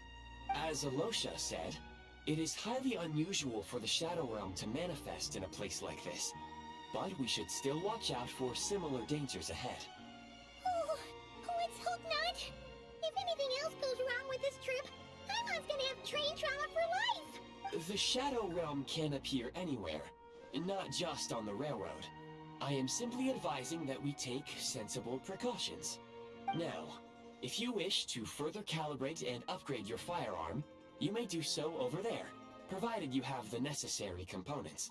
Please take a moment to catch your breath while I repair the body of the train. Amongst other things, this will ensure Paimon is a little warmer while on board. Oh, thanks, Goggles! You're a trusty train conductor! Well, maybe trusty isn't quite the right word, considering. Anyway, at least you get the job done. Yes, of course. And just like the Eye of Grey, I am sure it will be a great asset to you in your future adventures. If not the trustiest, then it will at least get the job done. Let's get some fresh air while the Eye of Grey fixes the train. Yeah, sure.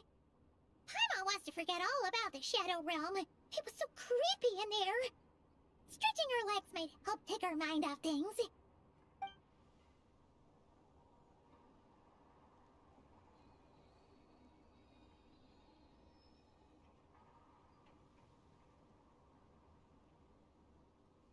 It's so quiet here for a train station. Not a person in sight. Just abandoned houses.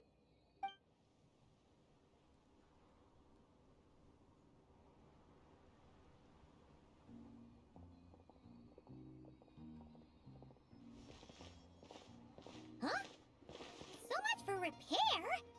You've swapped our train out for a whole new model! My plan was to restore the train to its original appearance per my records as quickly as possible. Now that the repairs are complete, the train offers optimized performance and a significantly improved trendiness level. Huh. Didn't know trendiness was a parameter. According to my calculations, parameterization is the most effective way for the Eye of Grey to understand trendiness. Hyperborea, huh? I'm sure I've heard of that in a story somewhere. What an incredible little gadget you are.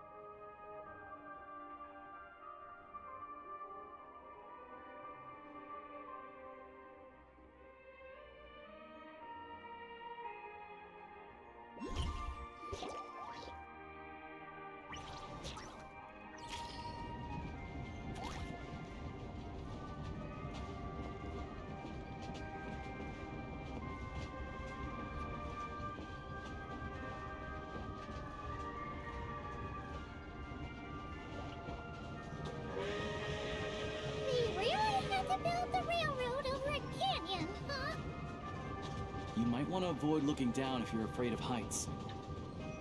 No, it's not that. Paimon's just praying that we don't have yet another accident.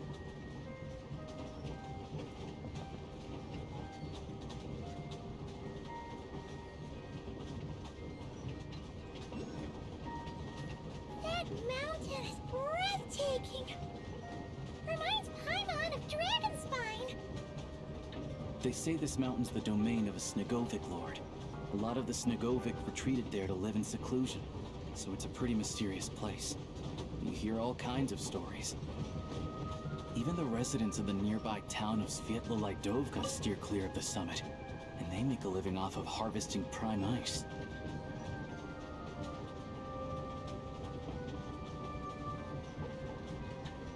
Look, Snezhnograd's just up ahead.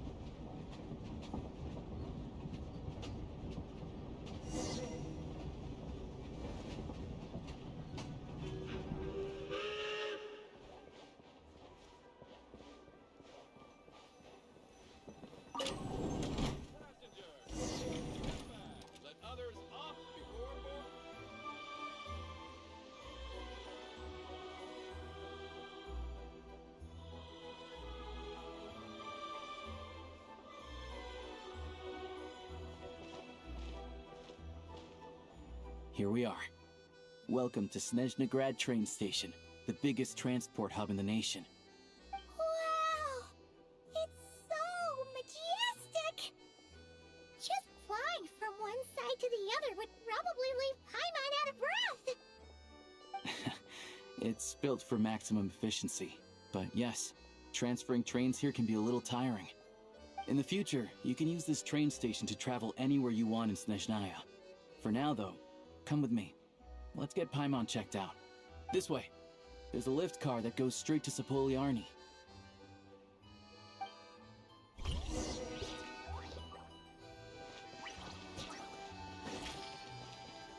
Look! Look! They have really funny-looking heads! And those ones are about the same height as Paimon! But it looks like they can't fly! Those would be Volkudlak and Domovoy. You'll also see the winged Vila and the snowborn Snegovic, amongst others. No wonder! We'd heard that Snezhnaya used to be the realm of the Fae. Paimon can really see it now.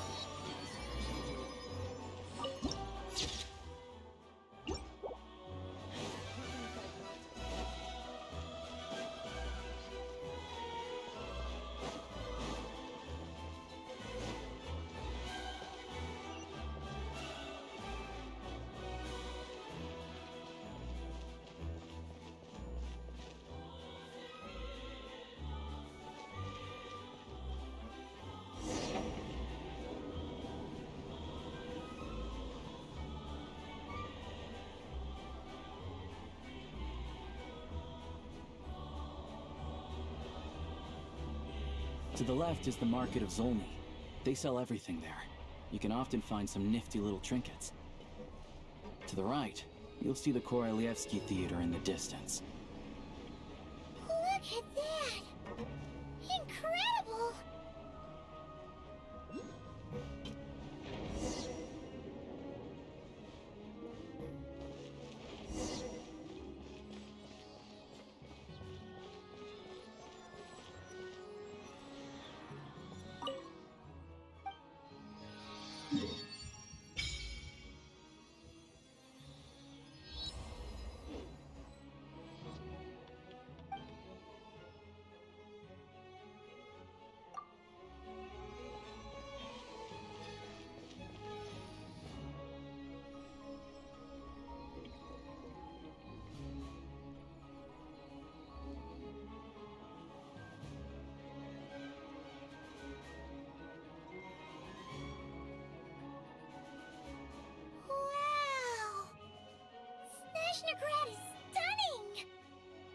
Seeing it with her own eyes makes all the trouble we went through to get here worth it.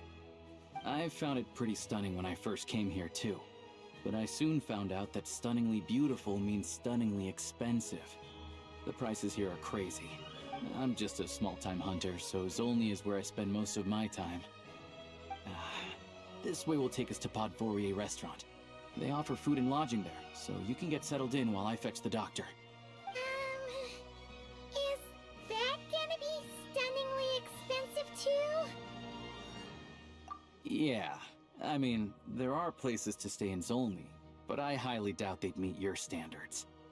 Most of the stoves are out of crystal, the windows are drafty, and at night, four-legged roommates come out to play, sharpening their claws on the roof beams and floorboards. Yep, no way. Not a chance Paimon's staying anywhere like that. Maybe we can split the cost of the room between us? Paimon still has some savings left. Fine then. It's your treat. Paimon will save her money for buying a nice little cake. Don't worry, you'll get some too. I'm glad to see you've perked up. If you find yourselves in the mood for some sightseeing later, there's a few places around here worth seeing. This way leads to Zapoliarny Palace, which serves as the Tsaritsa's audience chamber and also her personal quarters. The adjacent block is kind of a city in its own right. That's Glupov, the headquarters of the Fatui. Inside, there's a munitions factory known as the Armory Palace, producing a constant supply of all kinds of equipment for the Fatui.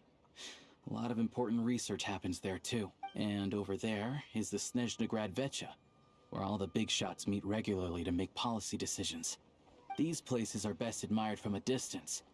I'm sure I don't need to explain why. Yeah, they probably have super strict security. We're not looking for trouble right now. The downtown area is near the center of Zapoliarny. That's where you'll find the restaurants, bookstores, and gift shops. Another place of interest is the Northland Bank, which is over this way. Oh, and I'm sure you'll want to make contact with the Adventurers Guild at some point, right? That's right here. Ooh, speaking of adventuring, we use alchemy quite a lot. Do you know where we can find a crafting bench? No one practices alchemy at Snezhnegrad, I'm afraid. Apparently there's some historical reason for it. Oh. We'll just have to use the one on the train then. Kinda inconvenient. Wait, how come there's one on the train if that's Snezhnayan too? Yeah, I don't know. Not my area of expertise. Still, I wouldn't say the absence of alchemy makes life here any less convenient. Anyway... Finally, there's Zolny in that direction. It's mostly residential buildings and factories, but there's a few shops too. Worth a look around if you're interested. That's about it. You guys go ahead and get checked in while I track down my doctor friend. Sounds good. Thanks for all the recommendations. It'll be good to get out of the cold wind. Paimon's starting to feel another headache coming on. Podvorier Restaurant is right this way.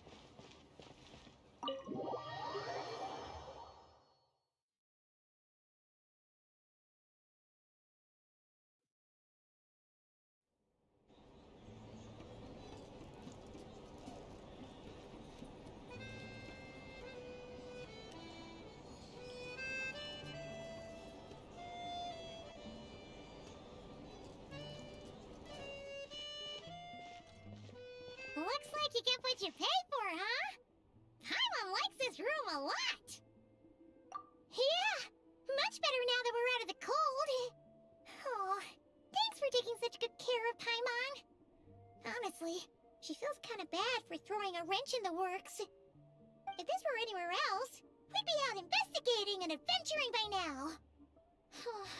But instead, we're We're stuck here waiting for a doctor.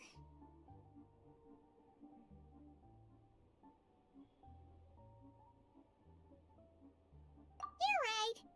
No need to push ourselves too hard for no reason.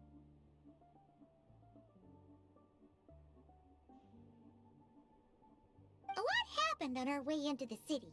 Let's review what we've learned so far and try to figure out what to do next.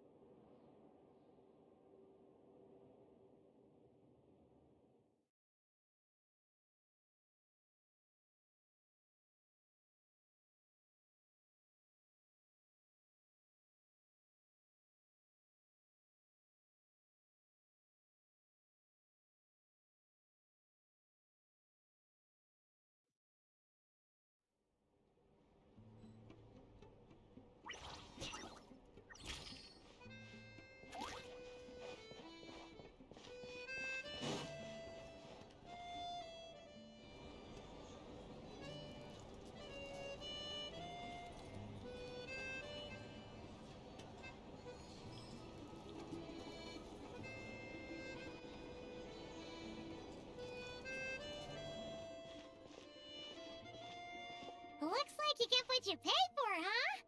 Paimon likes this room. Yeah, much better now that we're out of the cold. Oh, if this were anywhere else, we'd be out investigating and adventuring by now. You're right. No need to push ourselves too hard for no reason. A lot happened on our way into the city. Let's review what we've learned so far and try to figure out what to do next. Obviously, the million-more question is, what is this Tsaritsa planning? Everything else leads back to that.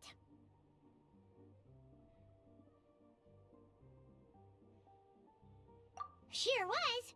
And so far, we've learned that in addition to the 7 Gnosis, her plan also requires a ton of energy. But we won't get to see her anytime soon. Alosha said that she went east to fight that big monster. It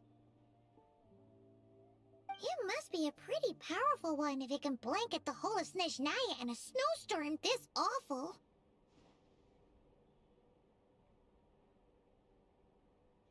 To be honest, what we're really lacking right now is information. The kind of information that only the higher-ups in the government would know, not word on the street type of info. Paimon can think of a few people who might be able to help us, but...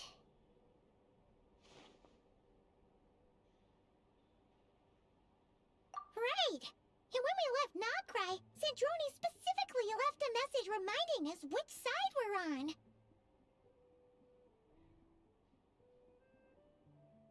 So, it's unlikely they'd tell us anything confidential about the Tsaritsa's grand plan. Yeah, fair point. Besides, that Gloopov place is right nearby. We've got nothing to lose, so it'd be a waste not to go. There's gotta be someone there willing to talk to us, right? Maybe Arlecchino or Cendrone? Or possibly Tartaglia.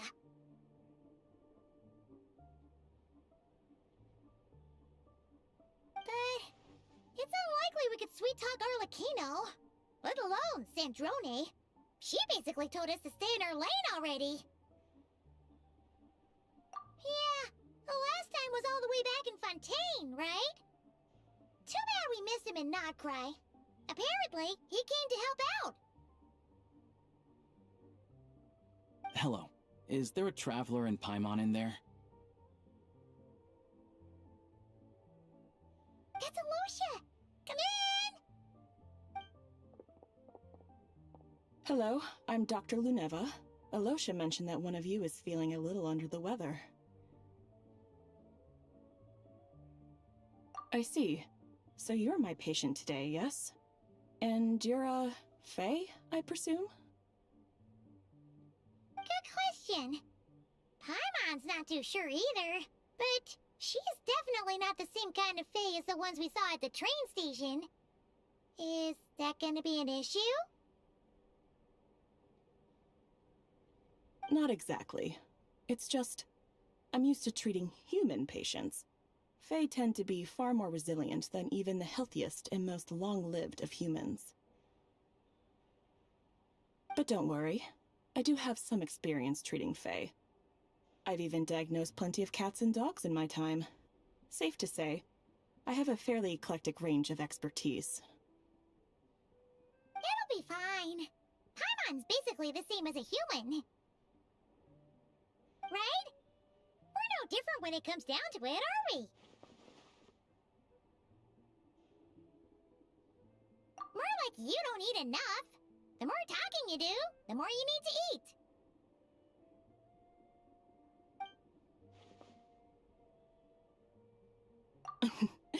Now, please take a seat.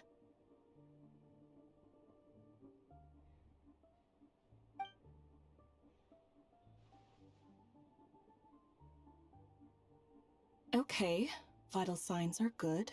Test results are all within normal ranges.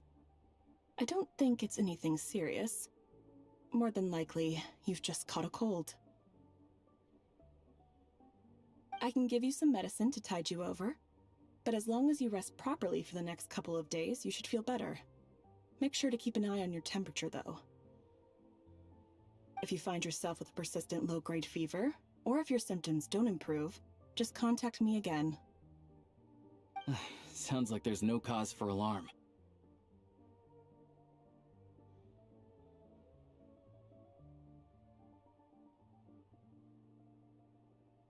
Thank you, Doctor. You're very welcome. Just doing my job.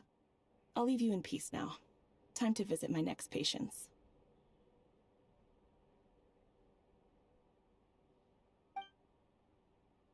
Take care. You heard the doctor. Best you rest up here for a couple days. No sightseeing for the time being. All right, then. Guess we've got no choice. Let's just treat it as a short vacation.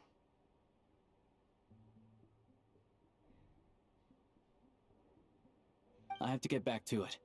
If you need anything else from the doctor or me, go to the Hunter Trade Station in Zolny. The boss there knows how to reach me.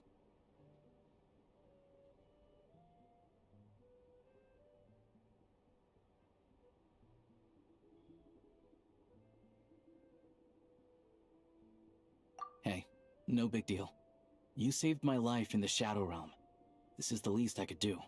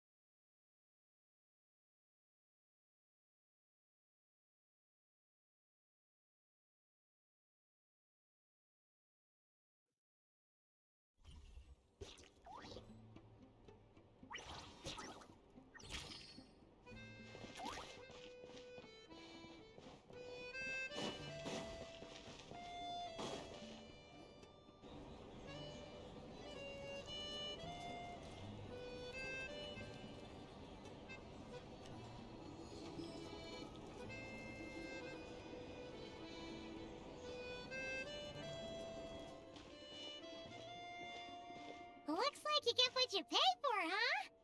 Paimon likes this room. Yeah, if this were anywhere else, you're right. A lot happened, obviously. A million sure what, but we won't get... You must be a pretty power, to be honest. Paimon can't think of a few... Right. So, it's all... Yeah, there's gotta be... But... It's unlikely... Yeah. Oh, Hello. Is there... it's Alosha. Hello, I'm Dr. Luneva. Alosha mentioned that one of you is feeling I see. Good question. Not exactly, but don't worry. It'll be fine, right? We're no different when it comes... That's just because Paimon knows how... Okay, vital signs are good. Test results. I can give you some med if you find yourself with... Sounds like there's no cause for... Thank you, Doc. You're very welcome. Take care. You heard the doctor. Best you... All right, then. I have to get back to it. Hey, no big deal. You saved my life in the Shadow Realm.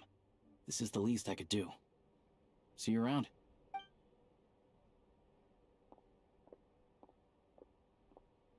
Alright, time to find Child and see what he can tell me.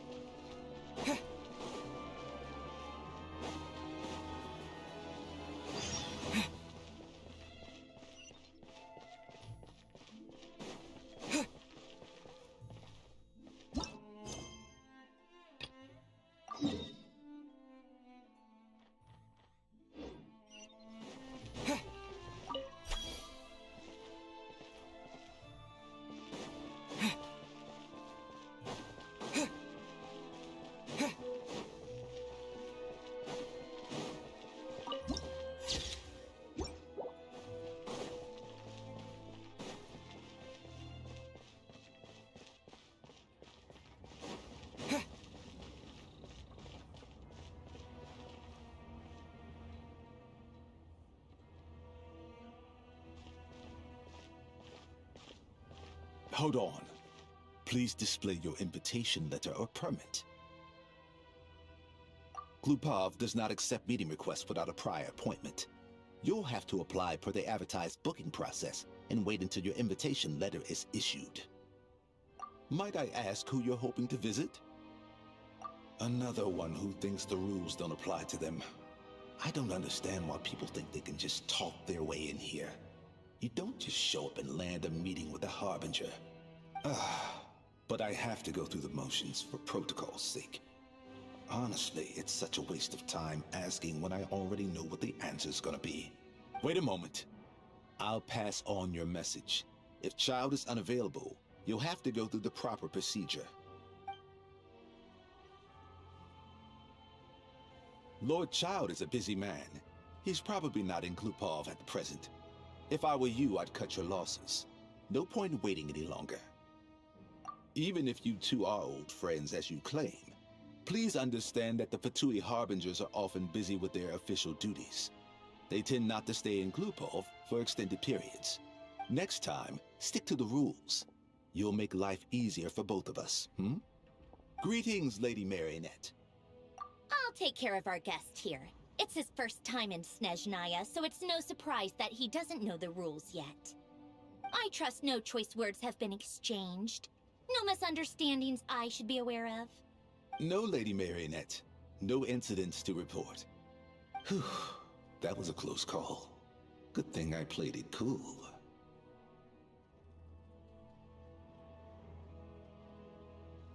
Is that right? Good to know. Wait, where's Paimon? Under the weather? That's hard to imagine. She's always buzzing with energy.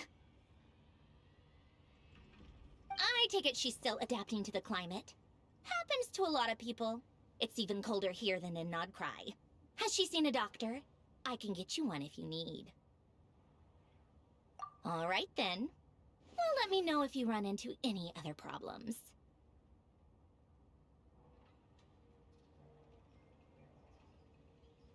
Why else? I was just about to sit down for some much-needed tea time when I heard that an old friend of Tartaglia's had shown up outside. No appointment, nothing. And, as obnoxious as it may be to show up uninvited at Glupov, I couldn't help but take pity on the poor soul who was waiting outside in vain. So I had no choice but to abandon my freshly brewed piping hot tea and come to see this mystery guest for myself.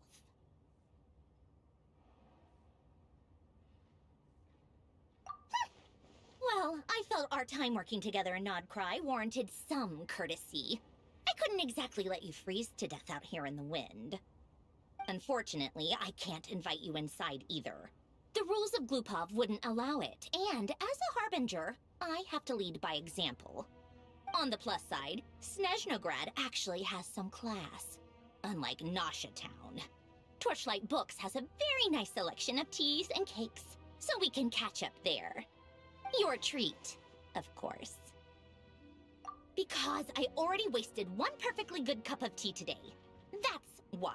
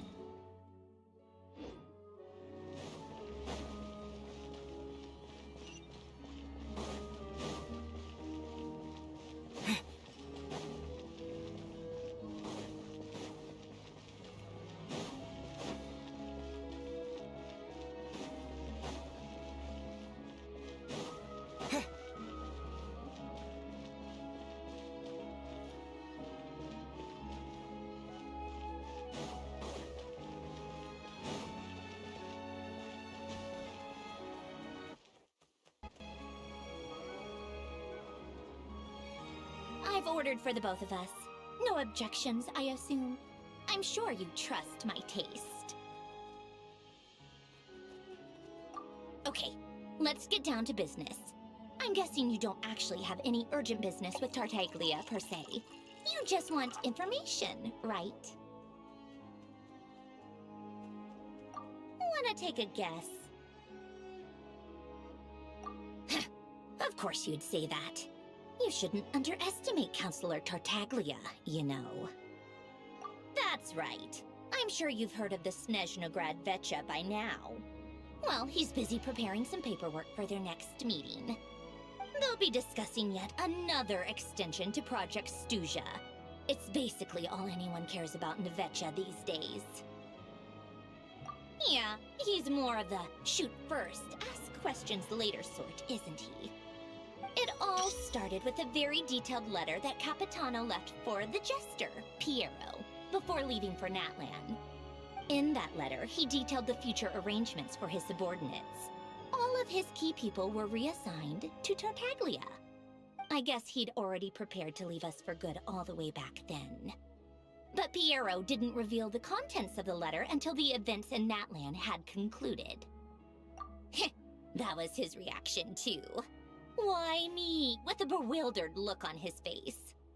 He'd always assumed Capitano looked down on him. He was a man who kept his thoughts to himself and barely spoke to him the whole time they'd known each other. But he occasionally brought Tartaglia along to my tea parties back in the day. So to the rest of us, it was clear that Capitano had quite a lot of respect for his young comrade.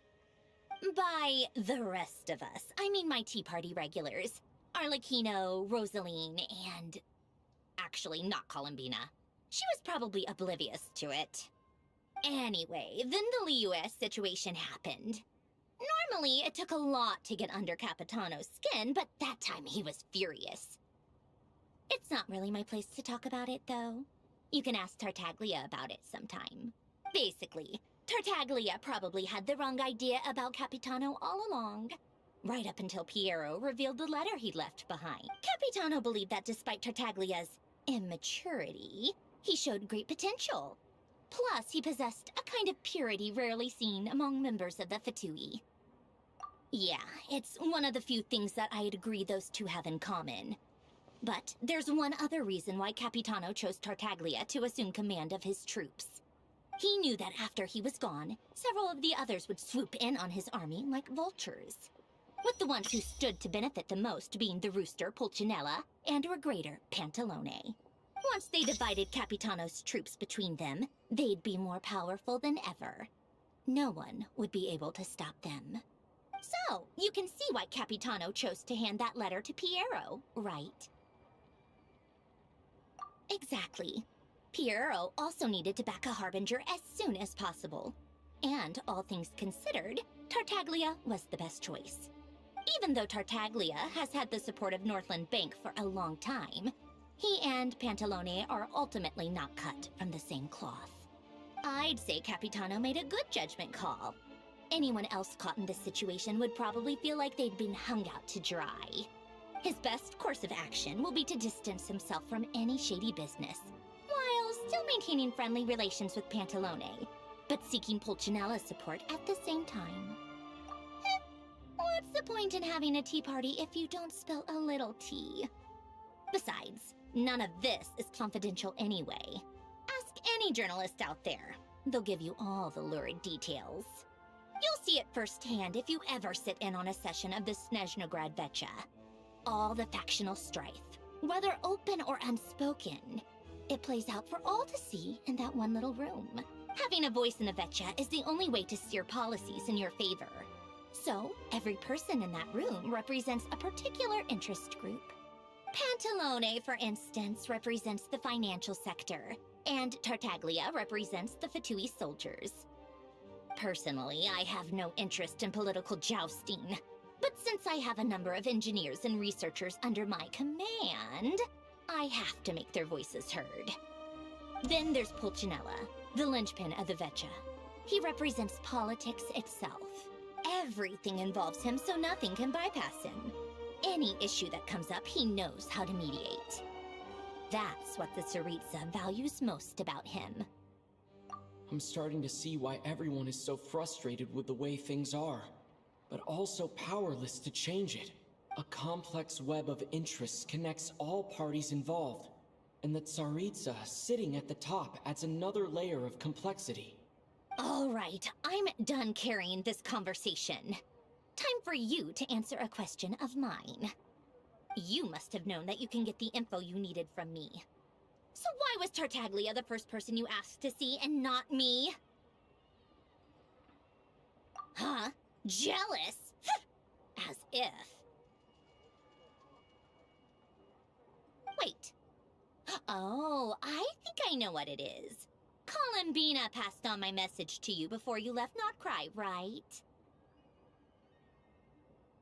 I only meant you should be mindful of which side you're on. Is that actually why you didn't ask for me? Because you took that to heart?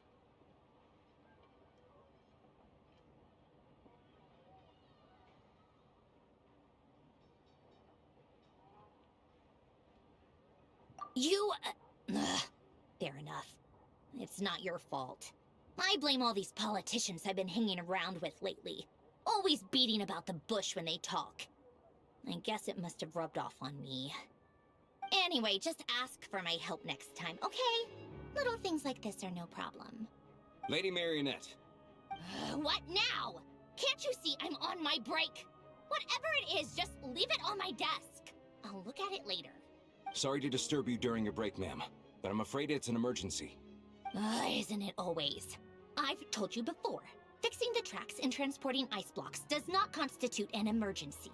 The equipment in Svietlolaidovka is in urgent need of maintenance. With how the weather's been recently, we suspect that the cause is a buildup of snow, exceeding the maximum weight limit. The supports on one of the machines broke and fell, awakening a dormant beast and leaving many of the ice miners trapped in a nearby ice cave. Luckily, Odette's team was nearby and launched a rescue operation, but we're still facing a severe manpower shortage for both the rescue and engineering teams. I guess that's it then. Our tea party will have to end here. I'm the only engineer you'll need. Do you actually want to come with, or are you just saying that? Nice of you to return the favor. I'll have a couple of people look after Paimon. They can let her know that you had to step out for a while. Given how urgent this is, I'm sure she'll understand. And honestly, I'd rather have your help than anyone else's. Between your skills and experience, you'd be reliable help. Then let's go. You, take 2 people to Podvorye restaurant. Find his room and watch it like a hawk until we get back. If anything happens to Paimon, you'll be answering to me. Yes, Lady Marionette.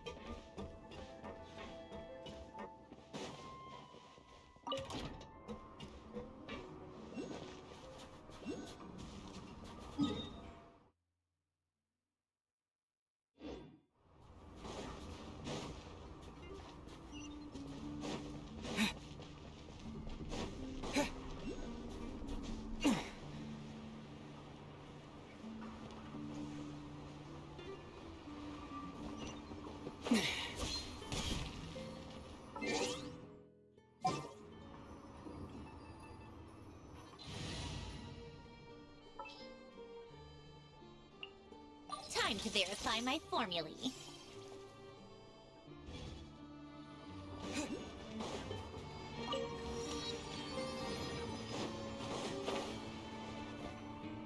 They weren't exaggerating. This is really dangerous. It's a good thing only one of them broke. From what I've been told, most of the trapped miners are over in that direction. Yeah, you do that while I check the rest of the equipment.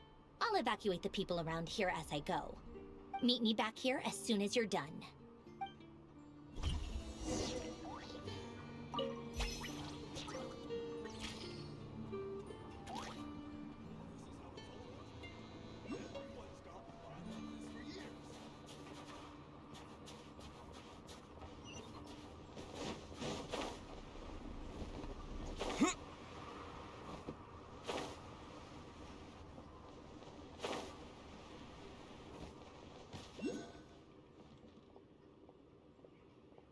I have to be getting close. Don't go any further.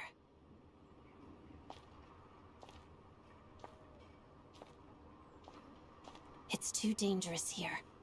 There's a highly aggressive monster on the prowl. You need to leave, now. Ah, I see. You're the backup from Snezhnograd. Well, I'm Odette. Good to meet you. Ah, so this is Odette. She was the first member of the Fatui on the scene. There are 5 people trapped in the cave. Monster type is unknown, and so is its location. Let's go. Every second counts.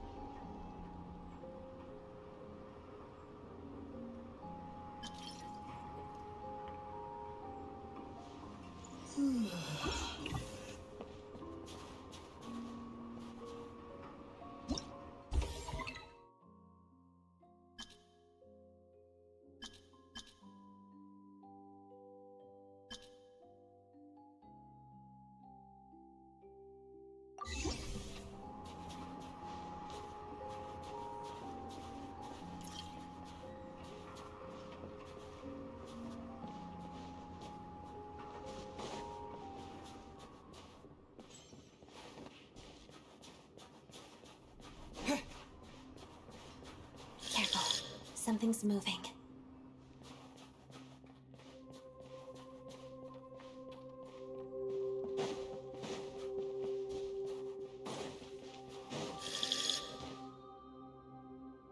This must be the monster's shadow.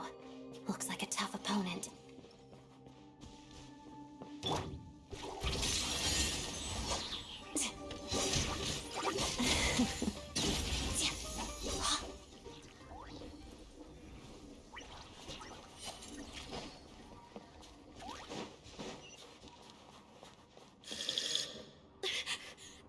Stay back!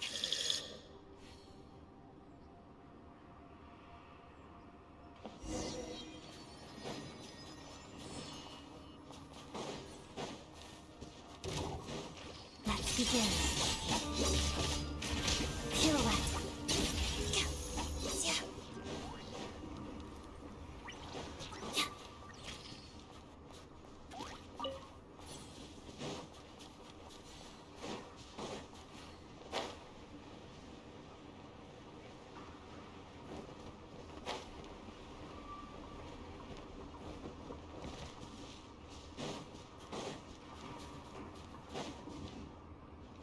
I see them. They're right behind the monster. The monster seems very agitated. It could attack at any moment. Let's make the first move. Shadow me.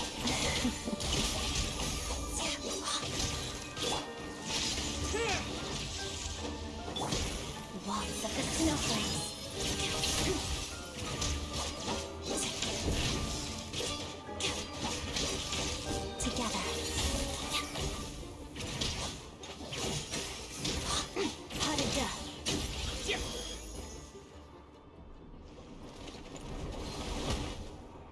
Thank you for saving us. We'd have been monster fodder otherwise. Thank you. Thank you. You're welcome. You should be safe now. Follow this route out. He and I will stay behind to watch the rear. Thank you. Come on, let's go. This...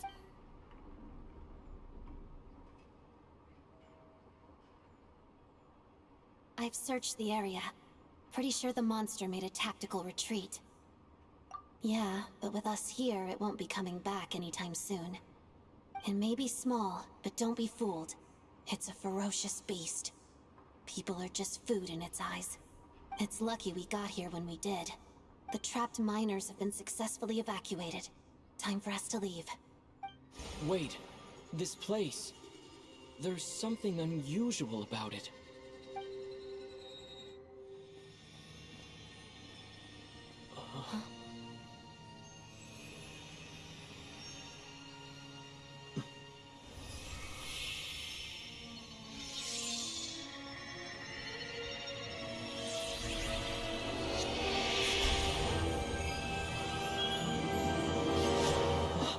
What is that? I don't know. It's back? Guess it has family.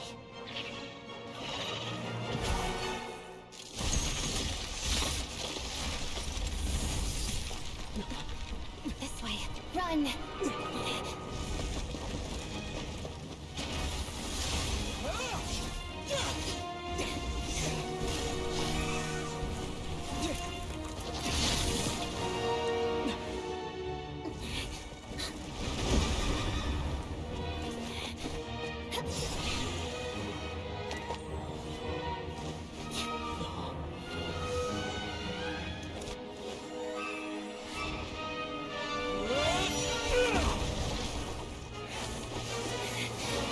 Thanks. Let's get out of here.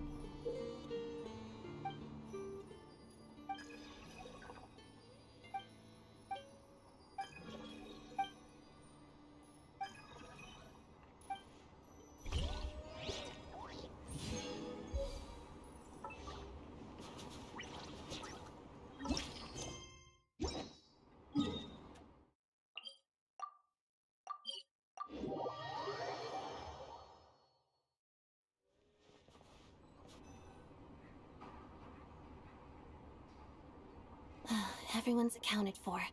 We managed to rescue them all. We also placed a sign at the entrance to the cave, warning people to stay away. You really held your own today. I still don't know your name. Don't think I've seen you before. I'll remember the name. Alright then. See you around. Hello, Lady Marionette. I hear the rescue operation was a great success. I knew I could count on you. What brings you here, Odette? Here for a performance? No, a Fatui mission. I happened to be nearby and heard the crash. She hasn't introduced herself then. Odette is the prima ballerina of Snezhnograd. She's quite the celebrity. If you ever hear people mention the two crowning jewels of the Korailievsky troupe, they're talking about Odette and the prima donna, Vodianitsa. On top of that, Odette's also a rising Fatui star. It's looking likely she'll inherit the title of the Fair Lady. She learned all her combat skills from Rosaline herself. Used to be one of her most valued subordinates, too. You flatter me, Lady Marionette. If she's Rosaline's protege, that makes me... Never mind. There's no need to bring it up. No point making things awkward. How's progress on your end, Lady Marionette? Equally successful. I finished reinforcing all the equipment. Took me a little longer without Polonia's help. But the outcome is the same, of course. Even if the heavy snowfall summoned by that monster lasts for another 3 months straight, this equipment won't give way. All right, now that we're done here, it's time to get out of this blizzard. Sure, but Snezhnograd will send someone to investigate and draw up a relief plan. And I guess I'll have to write the incident report myself this time, since it involves a mechanical malfunction. First, Pantalone needs to approve the budget, then Pulcinella has to sign off on the plan. Once they've argued it out and reached a compromise, we can move forward. That's the rough process anyway. Could take anywhere from a couple of weeks to a couple of months, depending on how smoothly it goes. Yup, nothing we can do about it. There's a whole stack of incident reports like this back at the office. The snow has eased a little for now, but there's no telling when that will change with that monster still at large. Fuel for heating is in short supply, and relief is weeks away. There's no immediate threat to life, but still, it just feels like there should be a better way. Hey, quit daydreaming. Let's get back to Snezhnograd. When did you get a new sword? I found it in a cave. It handles pretty nicely. You have a strange affinity for second-hand swords.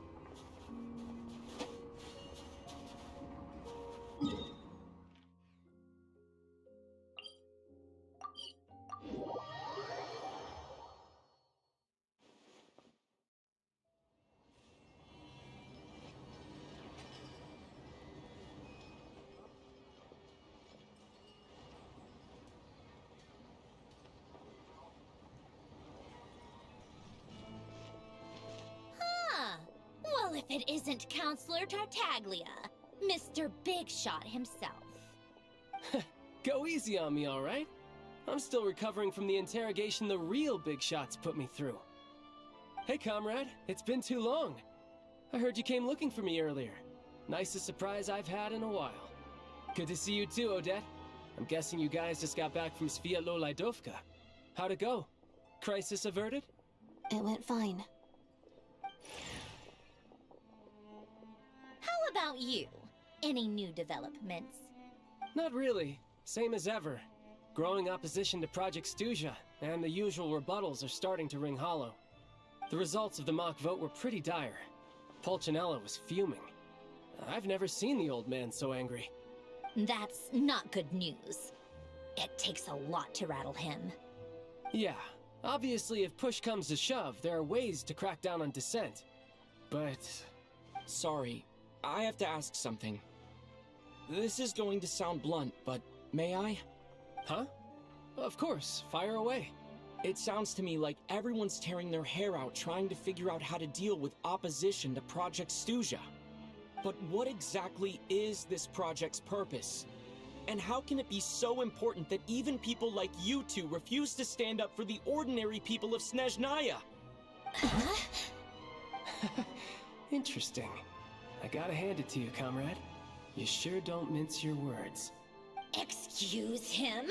What does he mean, refuse to stand up for ordinary people? Oh my gosh. How does he dare speak to the Harbingers like that? Are you interrogating us now?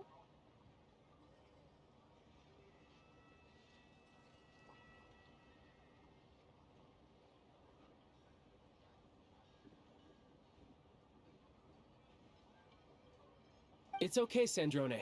Let me explain. I think I understand where he's coming from.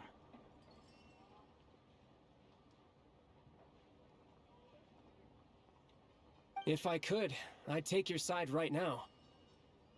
In fact, my position's very similar to yours. I've only held back on casting a dissenting vote in the VII because the Tsaritsa would never let me get away with it.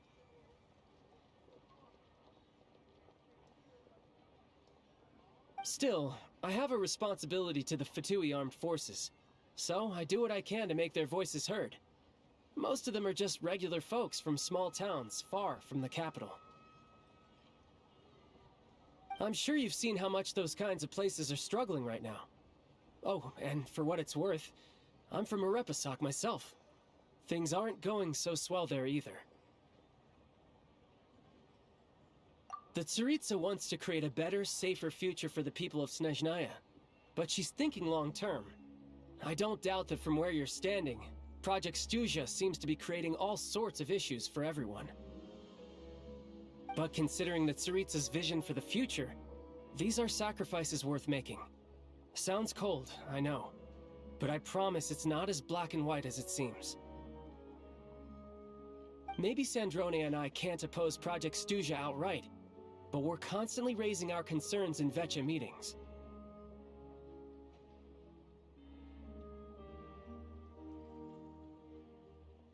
And even though we can't put an end to it, there are plenty of other ways to make a difference. We're trying everything we can think of, and so is Pulcinella.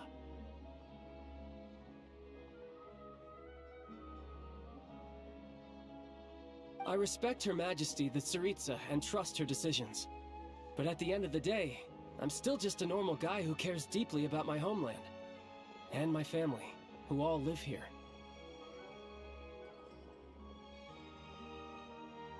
There's no way I would ever abandon them.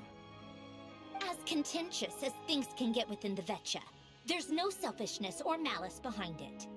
Everyone wants to get through this period as smoothly as possible. The issue is that there's no way of pleasing everyone under the present circumstances. Most of the time, we're trying to decide on the lesser of two evils, which obviously isn't a great look. But that is not the same thing as being blindly loyal to the Tsaritsa. No one's got their head in the sand here. We're all well aware of the way things are. We're just doing our best to make it work. In fairness to Sandrone, she rushed to Svietlo Lidovka's aid the moment she heard that people were in danger. And even Tartaglia, who used to only care about the thrill of the fight, is clearly doing his best to rise to the demands of his new role as counselor. Hey, come on. There's only so much we can say, so don't press us too hard. Look, I know how untenable the Tsaritsa's position looks if you don't understand her motives. Maybe you've heard already, but she's currently leading her army on a campaign to the east to defeat the monster that's been causing these brutal blizzards. Striking that monster down will be a significant step in dealing with the present energy crisis. As laser-focused as she is on realizing her lifelong ambitions, she's still putting time and energy into taking down this powerful monster. To me, that says a lot. If she thought Snezhnaya and its people didn't matter in the grand scheme of things, why would she waste her time on something like this? Thanks. I meant every word I said, though. I wasn't just trying to placate you. I've already done more than enough diplomacy for one day. I still think this adventurer raises a very important point. Our two harbingers have made their positions very clear. But there are many others in the VII who must feel trapped and forced to vote against their conscience. I think it's a very valuable quality to be willing to speak one's mind, despite the risk of offending powerful figures. You can say that again. I highly doubt we'd feel the need to explain ourselves so much if we didn't know you so well. Forgive me, adventurer, but might I be so bold as to ask about your background? How is it that you can converse so openly with two harbingers? Oh, haven't you been properly introduced? Easier said than done. I like to think I'm not the kind of person who goes around busting open people's old wounds. I've only learned his name so far, and no details of his experiences. Is something wrong? Uh-oh.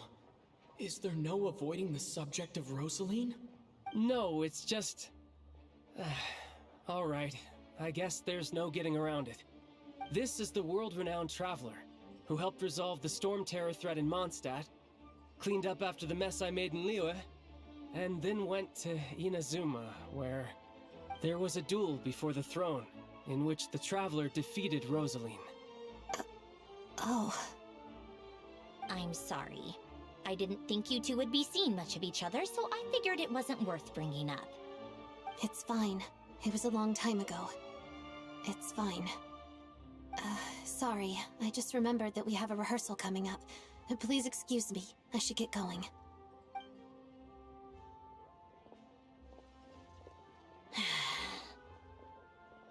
I've mentioned this to you before, remember? She was Rosaline's most valued subordinate. But they didn't actually get along. Not that Rosaline was really the type of person to make friends, but death has a way of resolving a lot of conflicts. Don't let it weigh on you. Like she said, it was a long time ago. It's in the past now. Odette has a very different personality from Rosaline. Give her some time. I'm sure she'll work through it. Oh, by the way, where's Paimon? It's not like her to hide away. She hasn't been feeling well, so she's resting at Padvorier restaurant. I got a couple of my people to look after her while we were gone. Oh, right. Sorry to hear that. Poor thing. Reminds me of when Tonya was little. She really felt the cold back then. Used to get ill all the time. I felt so bad for her seeing her lying in bed, coughing. She was so mature for her age, though. Whenever someone came to visit her, she'd greet them with a smile and would never complain. I'm sure Paimon's a good kid, too. You're a little short on manpower, right? Let me have a couple of my people take over for yours. I'll send my most capable and reliable. They'll make sure Paimon can recover in peace. Well, that would be great. Your people are more qualified. Hey, don't mention it. I'm sure you have things to do. Hopefully this takes a load off your mind. So no more accusing me of not being on your side, all right? Already? That was quick.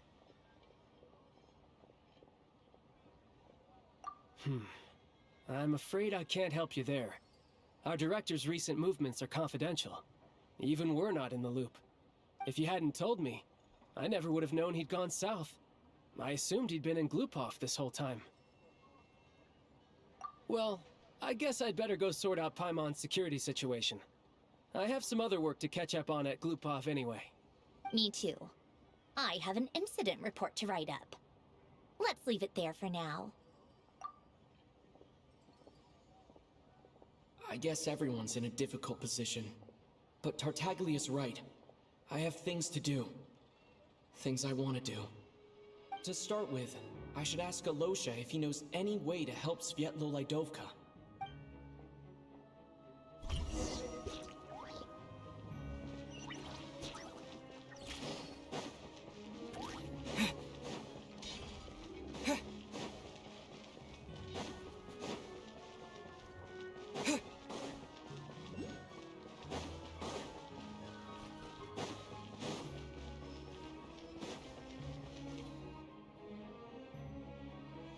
How strange.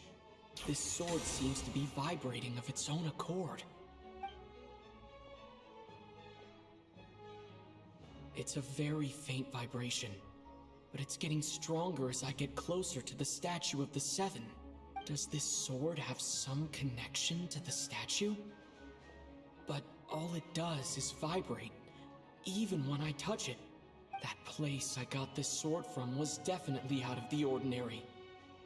Maybe I should try channeling the power of cryo.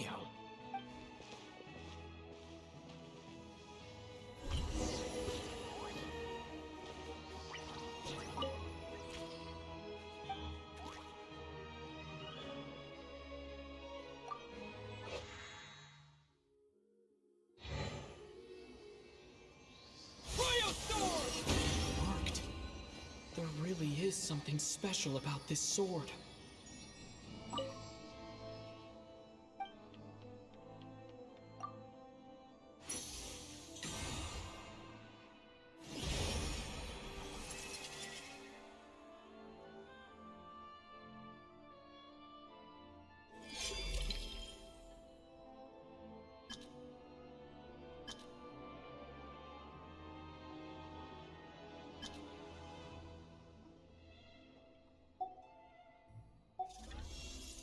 I don't really understand what just happened, but I'm pretty sure this sword just got a little more powerful. I'll have to try the same thing again when I come across another statue of the Seven. In the meantime, I'd better go find Alosha.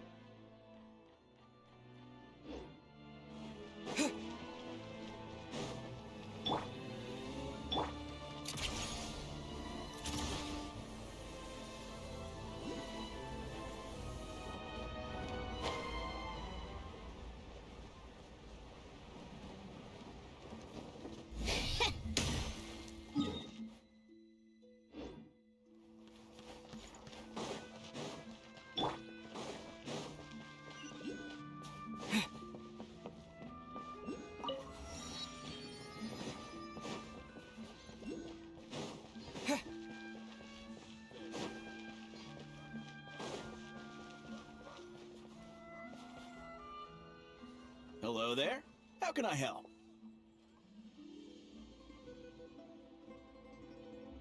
Ah, sure thing. Give me a second. I'll go fetch him for you.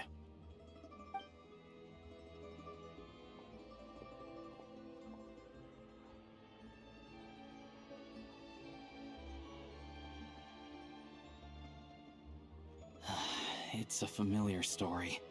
I've had similar experiences. Although Snezhnegrad doesn't deliberately delay or withhold relief, those first few days of waiting for help are always the hardest. It's a fundamental contradiction. If emergency relief can't be delivered in time, what's the point in even calling it emergency relief? Not necessarily. I think there's a good chance that Kresnik Crystal from Stratomoros will start flowing into the market.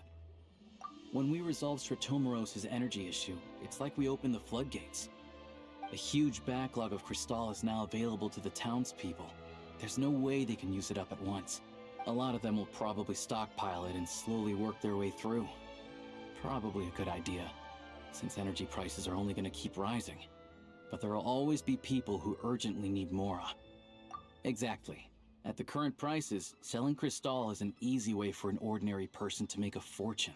Hey boss, how much do I have left in my account? 1 second, let me check. So, you're planning on buying the Crystal out of your own pocket? Yeah. I don't know if I have enough, so I'll chip in a little extra and buy as much as I can afford. No, it's fine. You're new to Snezhnaya, and you have your own living expenses to worry about. Besides, you're already providing the train. Here's your Mora. See what you can find at the market. But I doubt there'll be much Cristal left. Yeah, well, can't hurt to take a look. Let's see. Huh?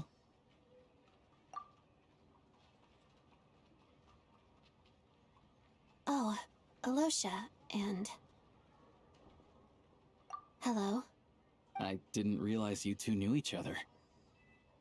Yeah, I take on some odd jobs in the city to supplement my hunting income.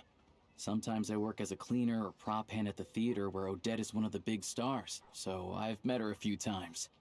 When the weather's as bad as this, it's better for a hunter to adapt than to keep looking for game. Yes, and we sometimes need extra help.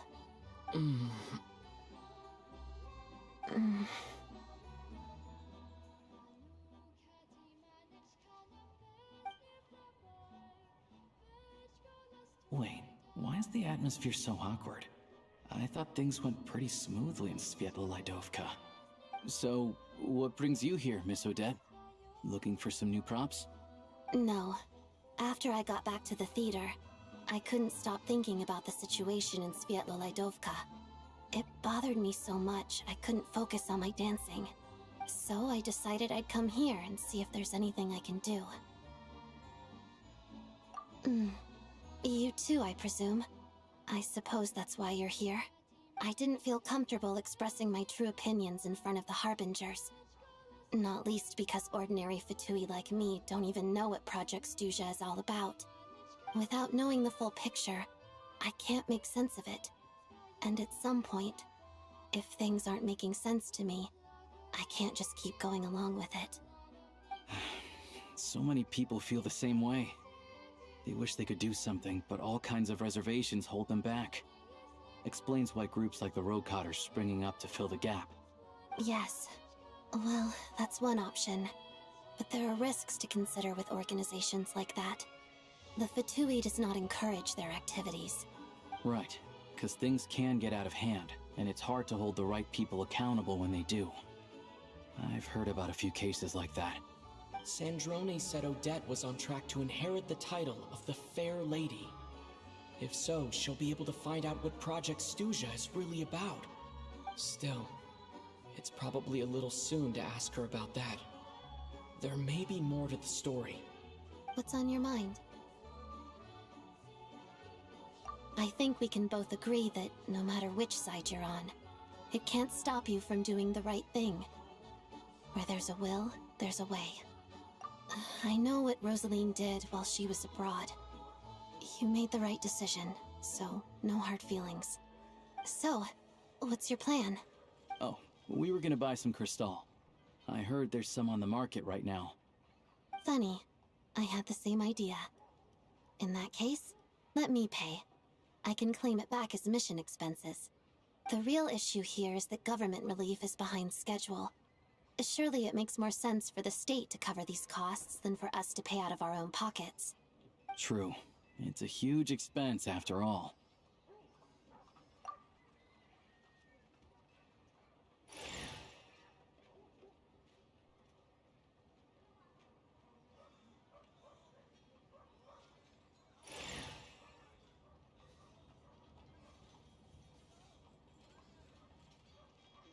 Let me see. I'll take it all, please. And I'll be needing a receipt. Right. Choose mission budget under the expense category, but be sure to specify emergency rescue operation in the description. Otherwise, the normal reimbursement limit will apply. Let's book this train. Regulations say that if we need to transport Kresnik Cristal during Project Stuja, extra carriages can be added 1 hour before departure.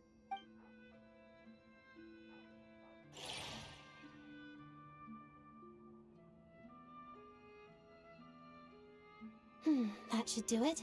The train will be escorted to its destination by Fatui guards. This is my first time seeing you handle Fatui affairs, Miss Odette.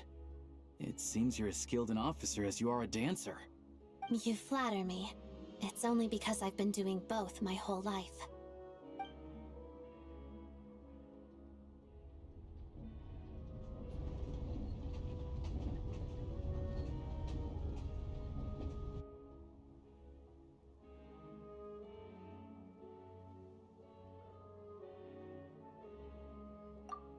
Anyway, I bet you've been non-stop today, am I right?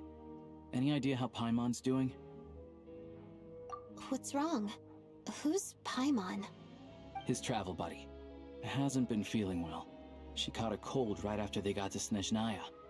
Sounds like she's important to you. I can't believe you've been dealing with this on top of everything you've been doing to help the people of Snezhnaya. I've got nothing going on right now, so I'll join you.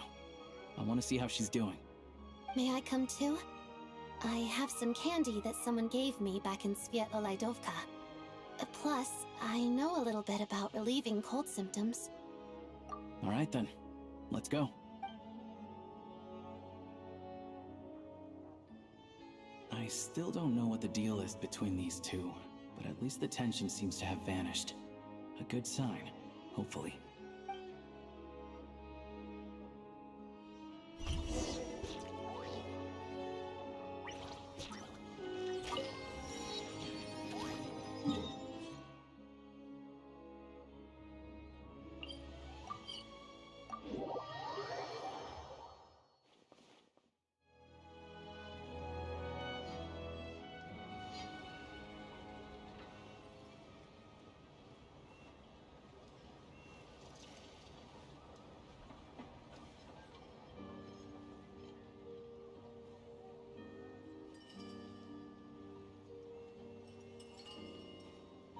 You all miss the good times.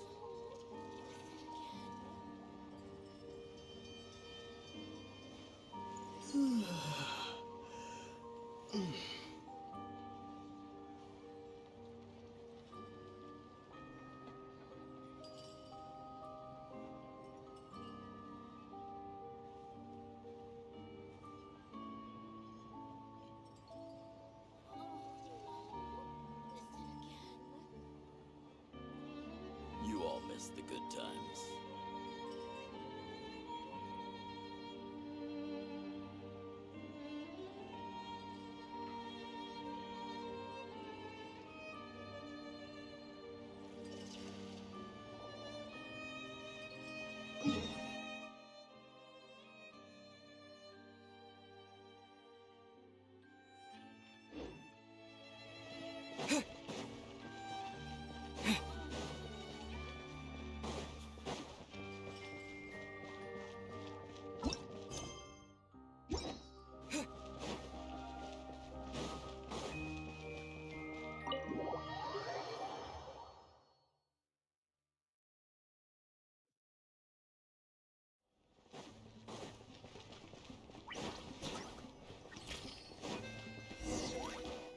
Hello.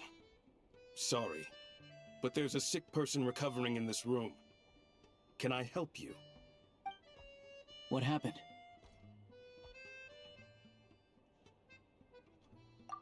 Oh, please, excuse me. Are you the Traveler? Could I take a quick look at your Adventurer Handbook? Master Child said I should verify your identity.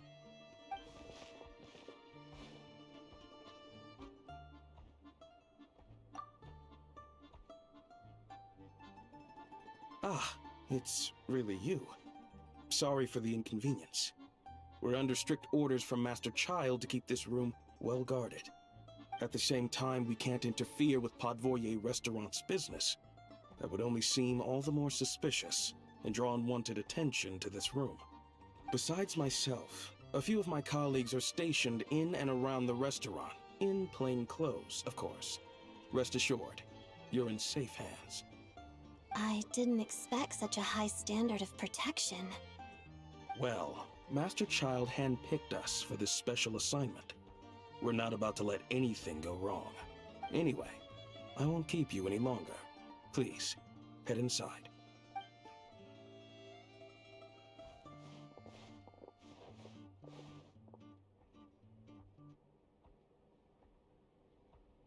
Traveler! Aloysia, you're back! Oh, hey! Who's our new friend? Hi, I'm Odette. The Traveler and I crossed paths a few times. Another friend from the Fatui, huh? You're practically a member yourself by by this point. Paimon's definitely on the mend. We should be back to our usual travels in a few days' time. Seems like that doctor was right. It's just... Paimon's limbs are still feeling a little chilly. I have just the thing. Whoa! What's this? Is that a flame inside an ice cube? Wait, is this real ice? How's it not melting? And how does the fire keep on burning? All keen observations. You're right. This is called core ignis. Whenever I've caught a cold in the past, I found I recover much more quickly if I place this by my bed. You're welcome to borrow it. Awesome! Wow! It's so nice and warm! Oh, it's like magic. Your name was Odette, right? How did you two meet again? Looks like she's in pretty good spirits. That's a relief. Any progress with your investigation yet? No surprises there, I'm sure. They're not likely to let anything slip. The Rokot, huh? Let me think. Members of the Rokot keep their true identities hidden, but... I think there might be someone I can introduce you to. Leave it with me. Meet me at the Korolyevsky troop tomorrow, and I'll tell you how it goes. Would anyone like a drink? I'm gonna head to the bar. Paimon will have... maybe some hot milk? Yeah. Paimon's in the mood for something warm. Enough with the secret chat, you two. Let's catch up properly in a minute. Paimon wants to know everything that's happened today. It'll be kind of like tabletop troop. No reason why listening to a story can't be an adventure.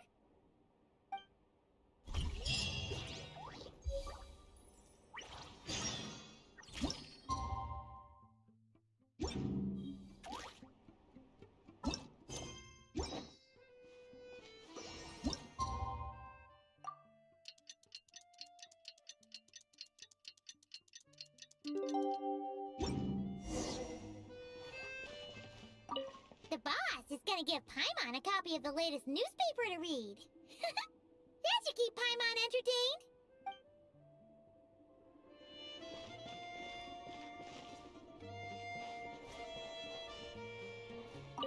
Hello again. Please rest assured, we'll keep a close watch on this place.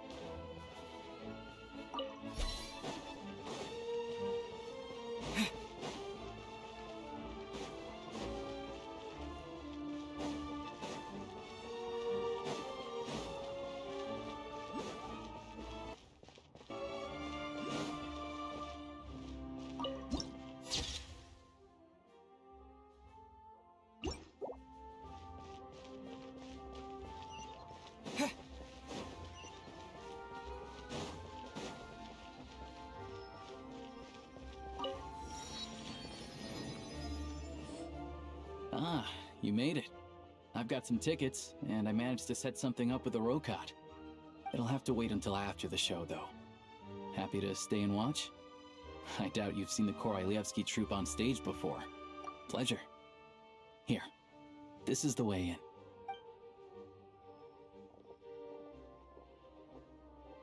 Please present yourself for a routine inspection in accordance with theater regulations. Thank you.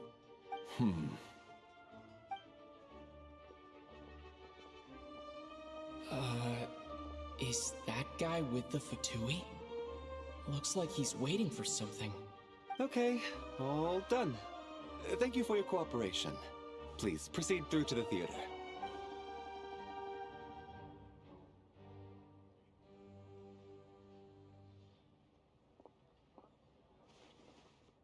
What's up? Everything okay? Snezhnaya's business and political leaders are always passing through here, so it makes sense that security's tight. Still, it's a little unusual to see the Fatui's Armory Palace guard here. You saw him, right?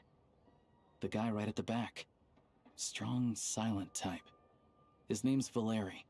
He's part of the Special Assignments Battalion, but I only ever see him here for one thing. To look for a guy named Mitya. Supposedly a researcher, though he never seems to put much time in at the office. The theater is one of his favorite places to hang out when he's playing hooky from work. But that's not for us to worry about. Let's go.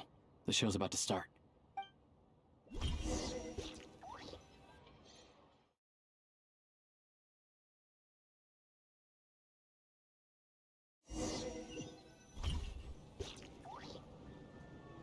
What do you think? Pretty impressive, huh?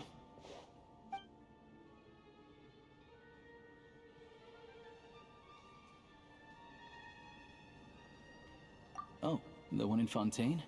I hear it's iconic. Never seen it for myself, though. Here we are, just in time.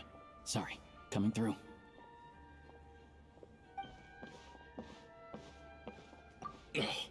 If you're gonna show up late, keep your mouth shut.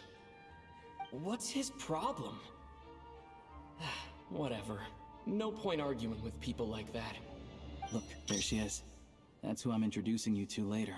She's the lead singer of the troupe, Vodyanitsa.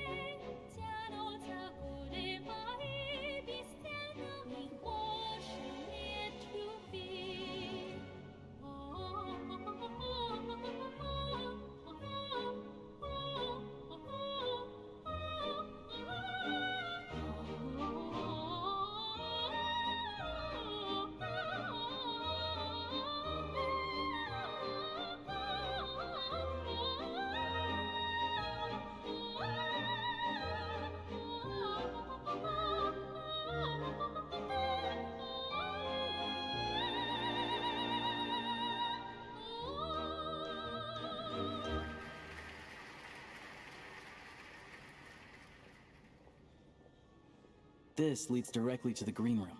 They're expecting us. Vodyanitsa will be waiting for us there.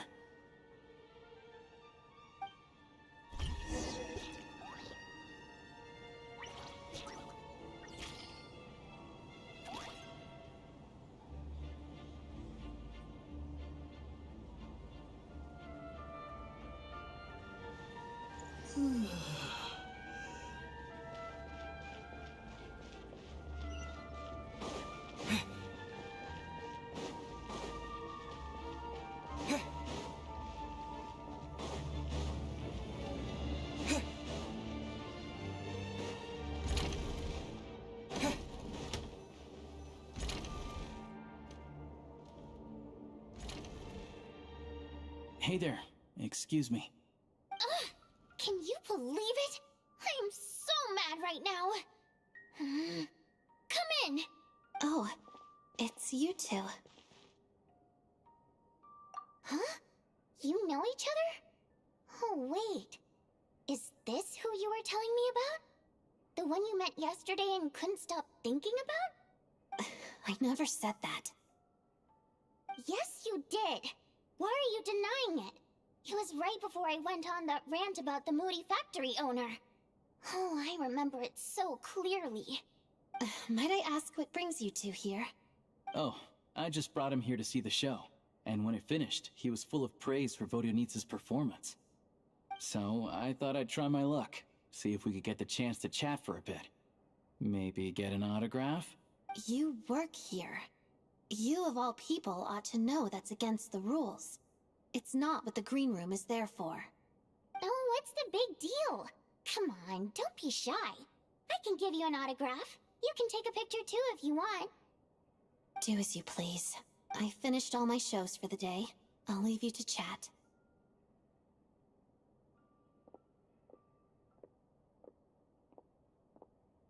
I wasn't making that stuff up, you know. Odette's just too proud to admit it. She thinks very highly of you, and so do I. You did the right thing in Svietloladovka. We're good. Odette's out of earshot. I'll lock the door.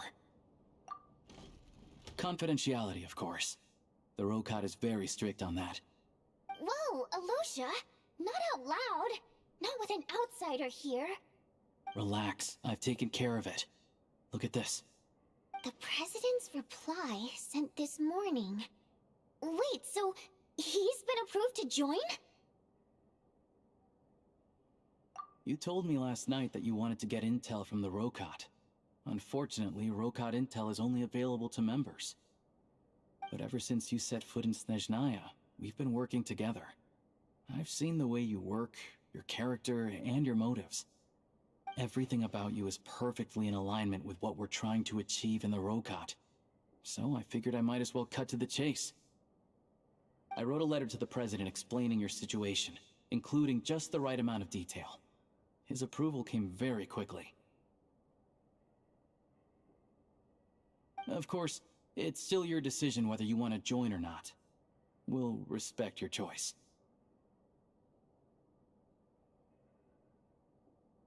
Well, assuming Odette was telling the truth and she didn't misjudge you, I guess we don't need to worry about you blowing our cover. Still, you gave me a real fright. I didn't know that's why you came looking for me. So, that stuff you said about admiring my performance, was that just because Odette was here? Did you actually mean it? Now you're talking. That's what I like to hear. Anyway, let me give you a quick rundown of how things work. Like I said, the Rokot is a covert organization, and we hide our identities. Members typically don't meet in person or even know each other's identities. This helps us maintain a high level of independence and secrecy. Because of this, members are basically free to decide their methods without constraints, so long as the outcome of any activity doesn't violate the organization's principles. After all, we don't have any ostensible contact with each other. This way, if anything goes wrong, no one else will be implicated. Beyond the freedom to choose how you operate, it's also your choice whether to act at all. We have plenty of members who have yet to take any action. In short, joining the Rokot in and of itself won't place any restrictions on your activity in Snezhnaya. There's a code of conduct you can read if it interests you. But basically, as long as you don't plan on using your anonymity to go around doing evil, you'll be fine. I tried reading it 5 or 6 times. Never made it all the way through. Even the most lackluster script makes for more interesting reading.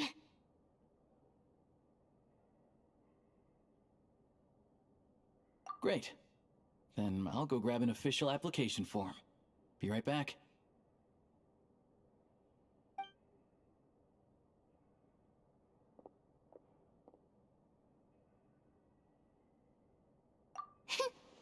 Well, Alosha has this pet dog, you see.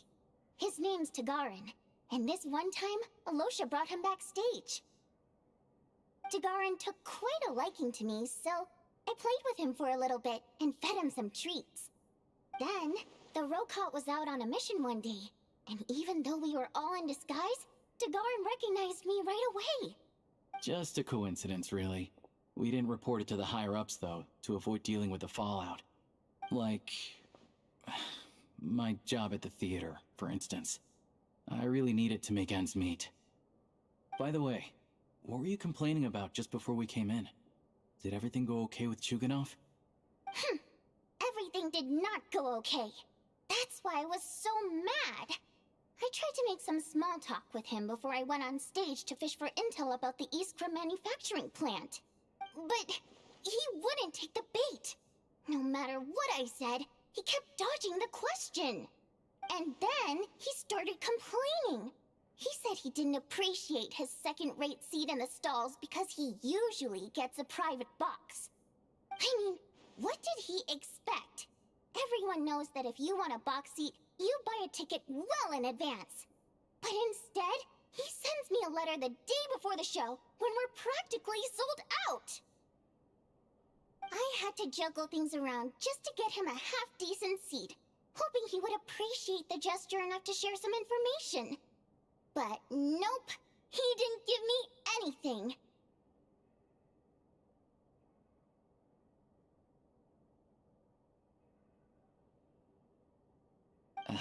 Yeah, meeting Chuganov in person has definitely been a disappointing experience. Oh, you probably don't know who we're talking about, do you? Chuganov was that older guy you were sitting next to today. I'm sure he didn't make a great first impression on you either.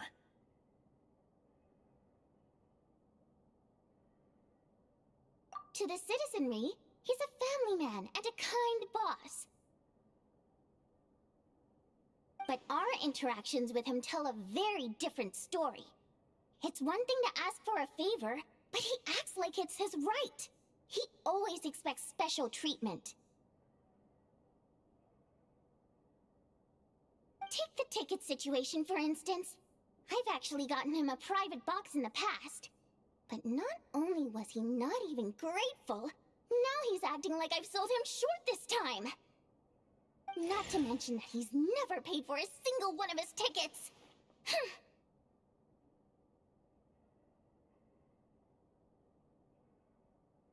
And another thing, if he's such a big family man, why doesn't he bring his wife and daughter to see the show once in a while? I've never seen them here, not even once. Calm down, Vodyanitsa. If you won't do it the easy way, we'll have to try the hard way. But first things first. Here's your application form. Go ahead and fill it out.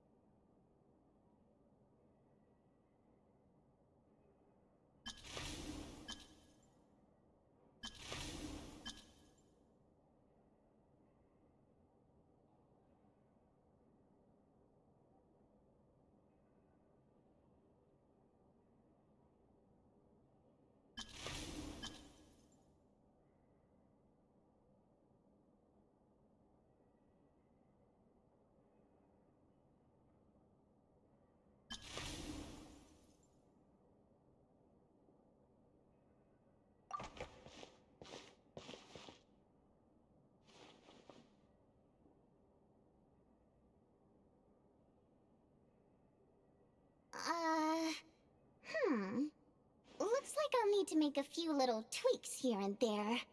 But other than that, you're good to go. We'll hold on to this for you. Alright. Now that we're officially Rokat comrades, I can tell you. Chuganov is the target of our current operation. Recently, we've done some recon work at the Iskra manufacturing plant, which pretty much confirmed that their energy consumption is way beyond the legal limit. All we need now is some direct evidence to present to the VII, so we can demand that they shut the plant down. That way, the Kresnik Crystal can be allocated to where it's needed most. I was hoping he might let slip during one of our chats, but he's too tight-lipped. We'll have to find another way. I'm meeting another regular theater goer tonight, Mitya. But Valeria's here too, and he's probably looking for Mitya, so he may end up being a no-show. Don't you worry. He must know how to dodge Valeri, or he wouldn't be showing up on time for every performance. Mitya is a renowned energy expert. Although we can't get any direct evidence of the excessive energy consumption at the plant, we can accidentally let the information slip to him. The authorities should take someone like him seriously. So if he starts raising questions about energy use at the Iskra manufacturing plant, there will be a proper investigation. Also, we're not allowed on site, but he has clearance. So all we need is his cooperation. Yeah, so that's the other thing we're trying to figure out. Though I think we're far less likely to make any progress on that front. Still, I hear that Metia is a bit of a chatterbox. So, who knows? Maybe if we catch him in the right mood, he'll let something slip. What do you think? Sound like something worth your time? Okay, in that case, you guys find a seat somewhere nearby. Pretend you're a couple of buddies there to eat, and keep your ears peeled for useful information. He's a huge fan, so I doubt he'll have his guard up around me. But you two need to be convincing. If he suspects anything at all, he might stop talking. Sure. Don't worry. We'll make a believable pair of buddies. Perfect! You've sold me already. Now, help me tidy this room up a bit before we head out. Okay. What needs tidying? Everything!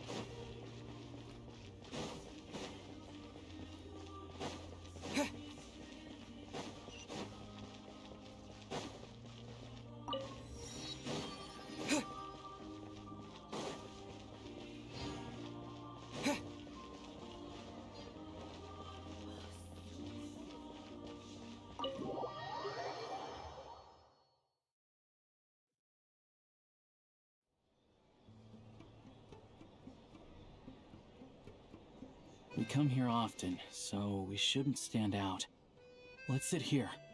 Now, it's up to Vodyanitsa. Let's see how the conversation goes.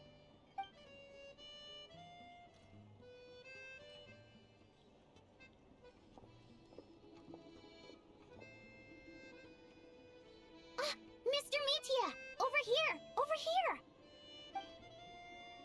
Oh, sorry. I got a little held up on my way here. Now we have even less time than we planned. Go ahead and order some snacks and drinks. Whatever you like.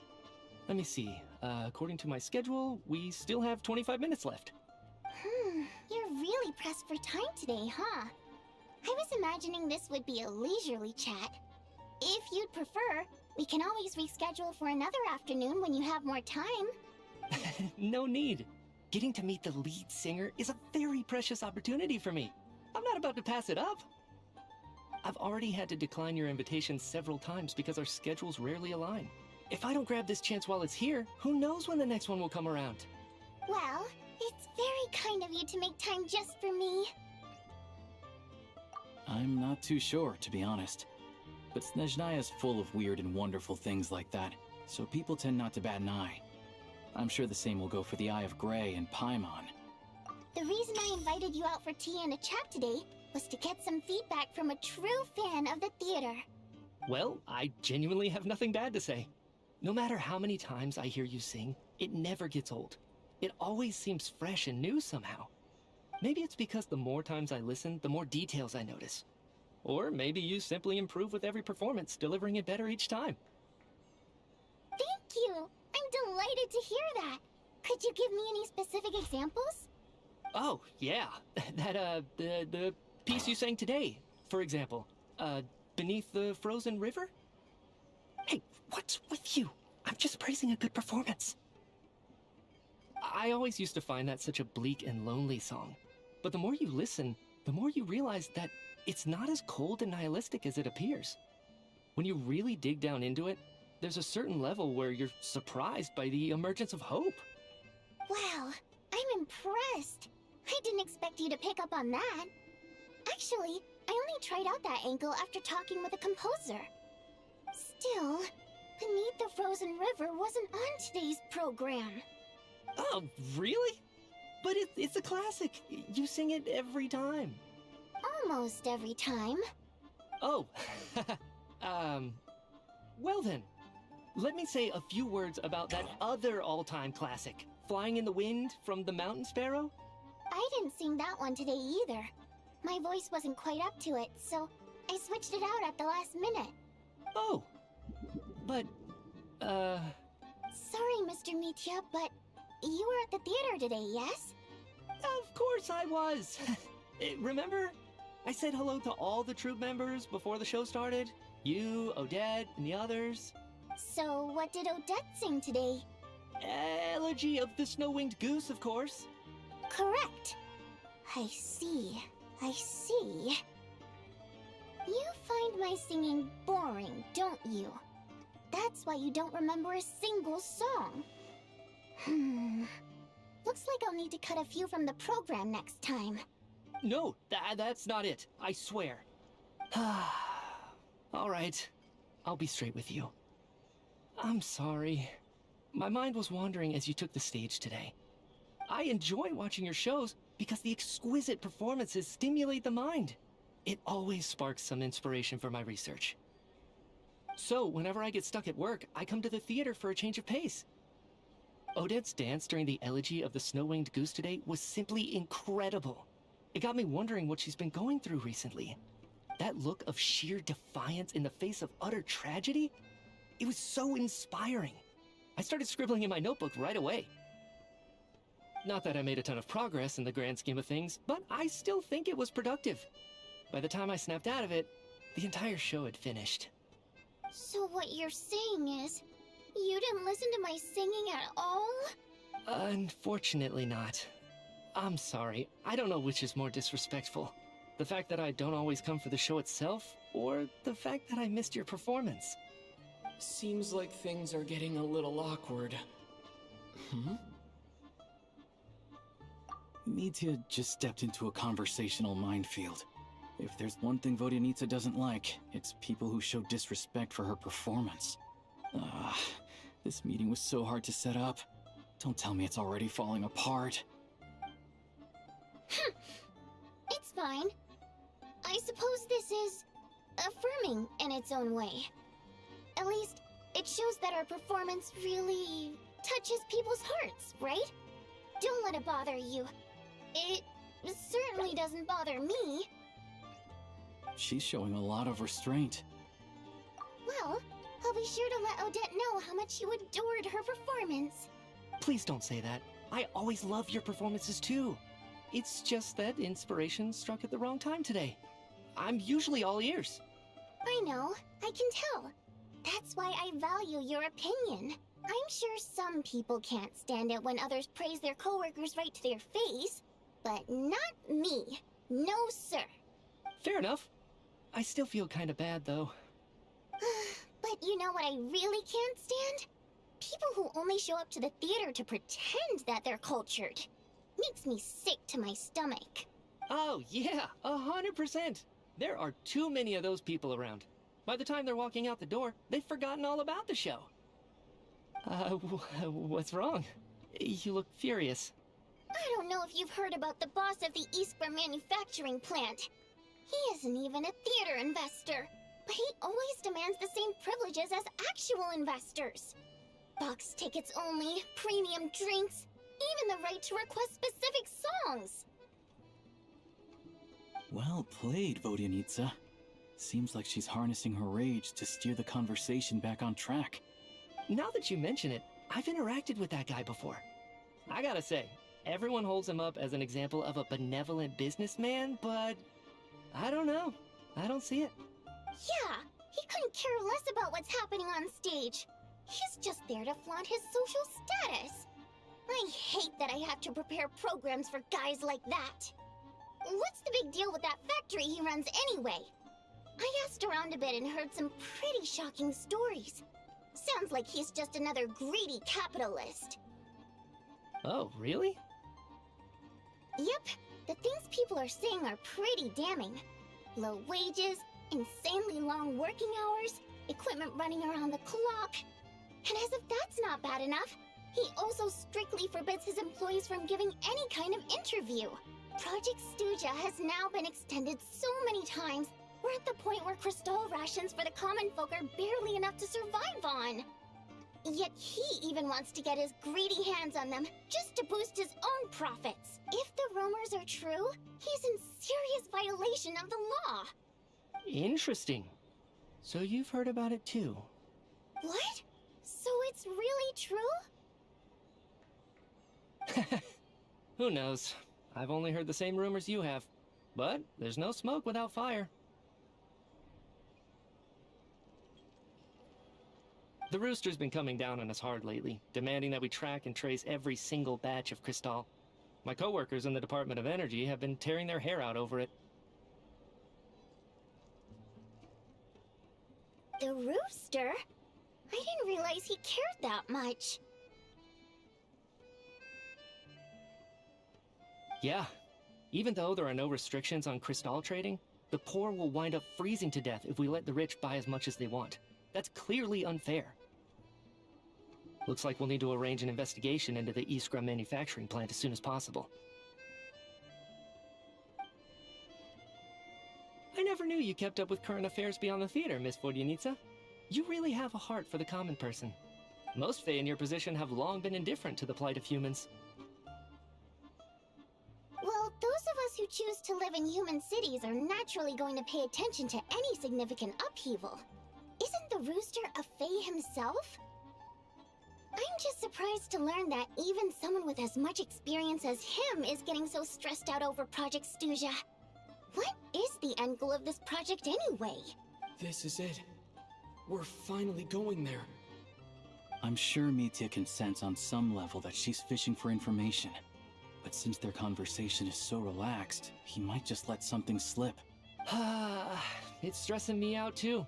If I'd only made better progress with my research, things wouldn't have dragged on this long. Oh, so your work is related to Project Stuja? That's right. The Armory Palace needs a brand new energy source. Not the power of the Light Realm, and not elemental energy. Right now, the only thing that meets the requirements is the power contained within stellar linchpins. But harnessing that power is costly. Each step of the process requires enormous amounts of Kresnik crystal. From extraction to quantification to attempts at conversion. Progress has been painfully slow, and the team is getting burned out as time goes by. Sometimes, I see people staring into space as if in a trance. Could it be that this new energy source has side effects? No, it doesn't affect us, because the energy is used for... Okay, I got it. Stop choking me. Sorry, I can't talk about that. I think we're all just exhausted. We've been working ourselves to the bone for so long, with so little progress to show for it. It's no wonder people are struggling to stay motivated. Seems like I owe you an apology. I shouldn't have gotten so mad at you for not paying attention during the show. Don't worry about it. I count myself lucky, to be honest. I don't envy the people who work closely with the Tsaritsa herself. I'd much rather be in my current position. At least I don't have to shoulder any major responsibilities. So they're trying to develop a completely new kind of energy. Yeah, censored by a scarf. Who would have thought? Oh, dear. It looks like my time is up. I'm afraid I have to leave. I'm so sorry. We ended up barely talking about the theater. That's okay. It was a pleasure chatting with you, really. Let's make up for it next time. Yeah, hopefully once the work pressure eases up a little, I'll be able to focus more on the performance, and then we'll have more to discuss. We touched on some confidential issues today. I'd be grateful if you could keep it between us. That could have gone course. Nice job. Why was Mitya in such a hurry to leave, though?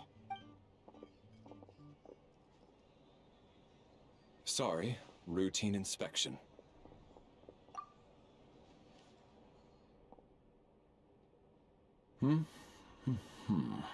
Okay, let's go. So he wasn't rushing to get back to work. He must have calculated that Valeri would find him here in exactly 25 minutes. That's frighteningly accurate. One of the main duties of the Special Assignments Battalion is to ensure that important figures stick to their schedules. All right, time for us to get going too. Excuse me, check please. We'll settle our check too, then. Oh, hello there. Mr. Mitya paid the check before leaving. He also asked me to pass on a message. He said it was an honor to share his tea break with Miss Vodyanitsa and her two friends. Wait. So he knew we were here all along? This raises a lot of questions. Did he deliberately mention the new energy source so that we'd overhear it? Maybe his work isn't confidential after all. Maybe the key here is the purpose of this new energy. I guess that's the next thing to look into.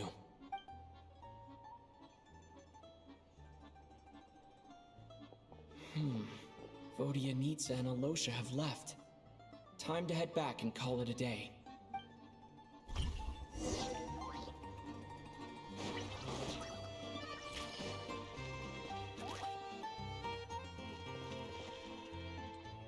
You're back! Here pretty early today. Paimon was just gonna mention that. After she woke up today, Paimon felt like her temperature was completely back to normal. But her strength still hasn't returned. Still, there's some good news. Paimon thinks she might have figured out the source of the problem. It's like there's some kind of mysterious power affecting Paimon. Paimon's never felt this way before during any of her travels. She only started feeling this way since we arrived in Snezhnaya. That's right. The Armory Palace needs a brand new energy source. Could that have something to do with this? What is it? You're making that face again. You know, the one you get whenever you have a light bulb moment?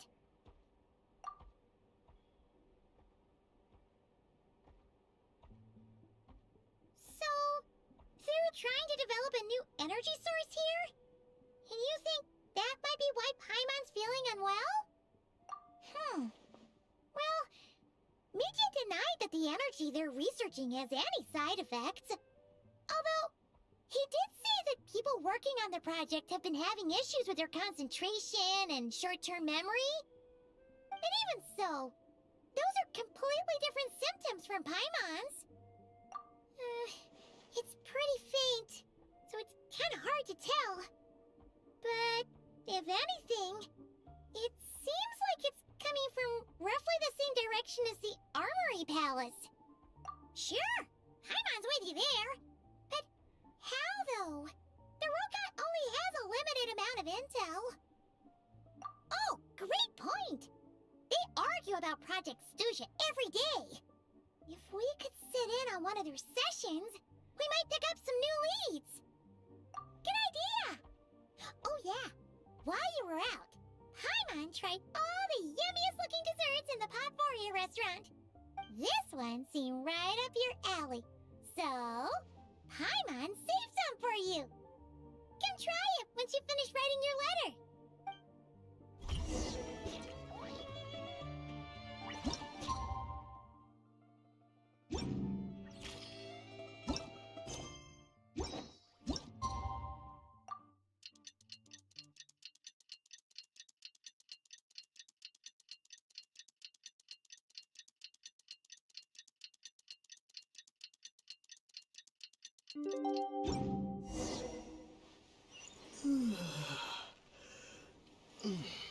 Alosha replied. He says that we won't be able to speak at the Vetcha, but he can arrange for us to attend as visitors. Time to get ready. Then head to the Snezhnagrad Vetcha.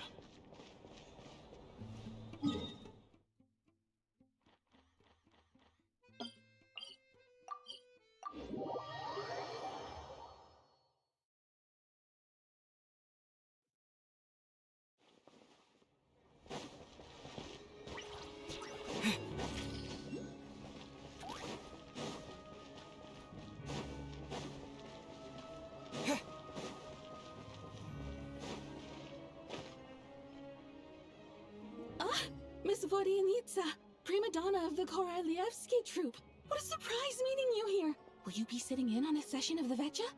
Sorry, I'm not taking interviews today. Oh good, you're here. The session's about to begin. Let's get inside. Please wait, Miss Vodianitsa. Could you introduce me to your new friend?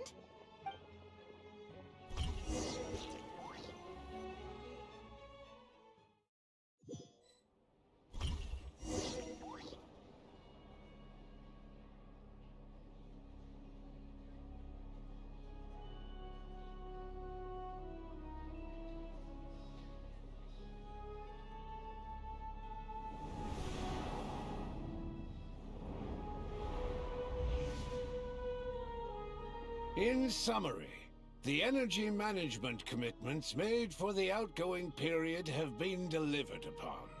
Furthermore, both the production and consumption of Kresnik Crystal show clear signs of stabilizing.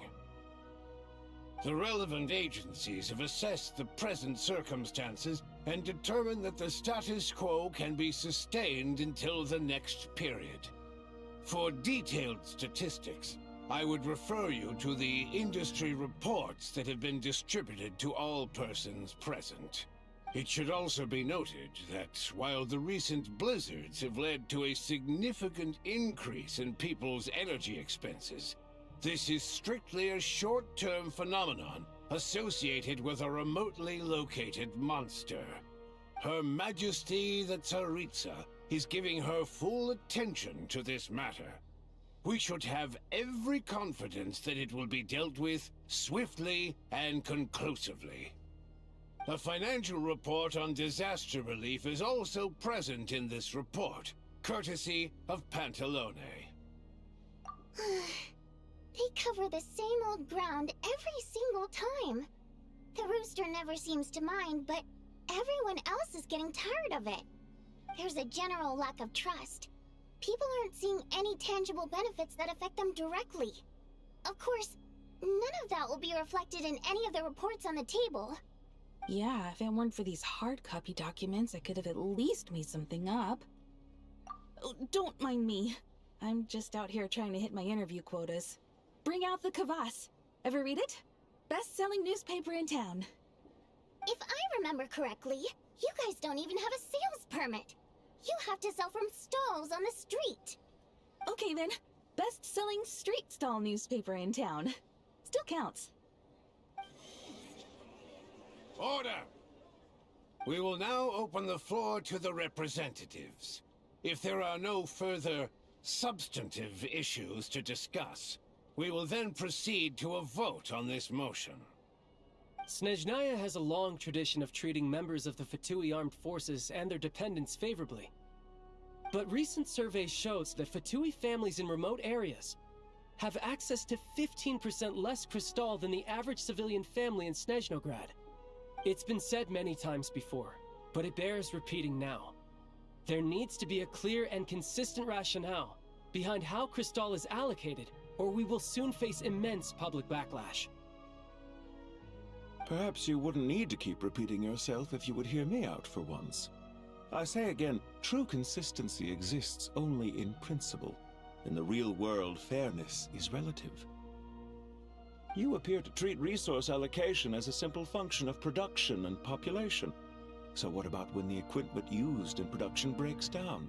Have you factored that into your equation? And do you even know how long it's been since Snezhnaya last conducted a census? If I knew the answers to questions like that, I'm sure I'd be a very wealthy man. And I doubt I'd be going by child. I'd like to bring the focus back to the specific issue I raised. Or do you wish to deny that favorable treatment for Fatui dependents is our long-standing policy? It's easy to be a critic when there's no accountability. That seems to be a running theme in the anti-Project Stuja cohort. Defeat the ringleader and all other problems will magically resolve themselves. That's what they seem to think. But in case you aren't aware, not one jot in my report would change whether Project Stuja continues or not. So you have no intention whatsoever of finding a solution to this problem? On the contrary, I'm the only one here who ever brings solutions. Child opened by speaking up for the armed forces. Regrator struck back with style and a war of words ensued. Our reporter was live on the scene to get the audience's reaction as it all unfolded. Who do you support? The people have spoken! Child received raucous applause from the crowd as he pushed Regrator onto his back foot with a relentless barrage of questions. It had to be seen to be believed. Now you see why they don't have a sales permit. However this reporter wants to spin things, I haven't forgotten that Tartaglia was representing the Northland Bank when we first met in Liyue. So surely, their relationship can't always have been this strained. You two are getting off topic. Let's focus on what the data is saying. Mr. Pantalone, may I speak on your behalf? Oh, please do. I'm more than happy to save my breath. Crystal distribution policy undergoes modifications with each new period. The ultimate goal being to find the most reasonable method of allocation, which I believe is what Mr. Tartaglia also seeks. But I fear many may have been misled on this topic by extremist activists. To clarify, Project Stuja is not the root cause of the problem.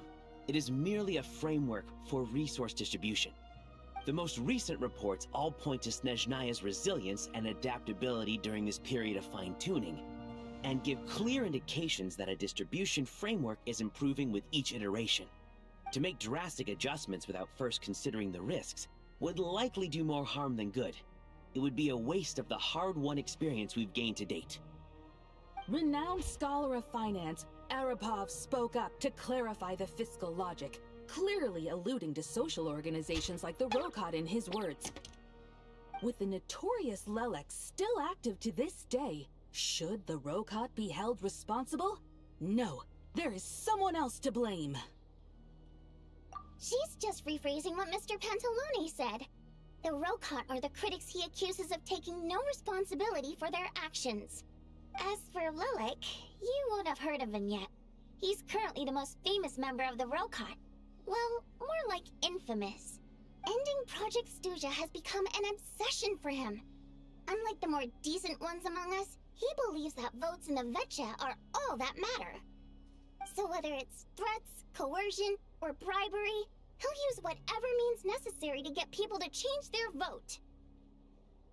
And since we're already on the subject, what do you think of Lelek's methods? Are you for or against?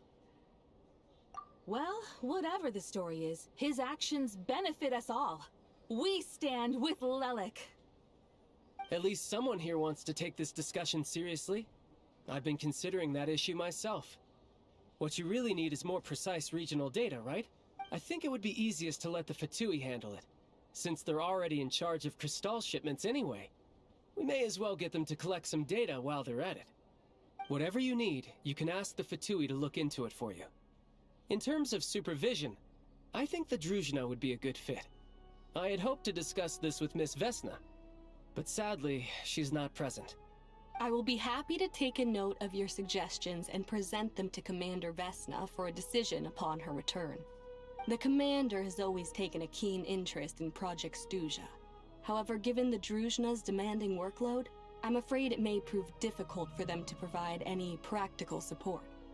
Let us refrain from jumping to conclusions until a concrete and actionable plan is in place. My apologies, Lord Rooster. There are numerous issues to address here, including manpower, time sensitivity, and reporting lines. Nevertheless, I support drafting a proposal. Follow the usual procedure, and it can be raised as a new motion for all parties to evaluate at the appropriate time. In that case, I'd like to share one thought before the proposal is drafted. The issue of time sensitivity was raised just now, which I presume relates to the official reports. In fact, the Energy Commission already collects regular statistics on each urban center and its surrounding area. Would these be of any use? That's a good idea.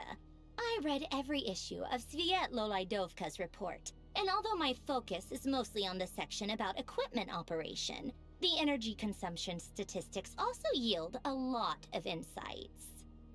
Be that as it may, does no one see an issue with using local data to determine crystal quotas?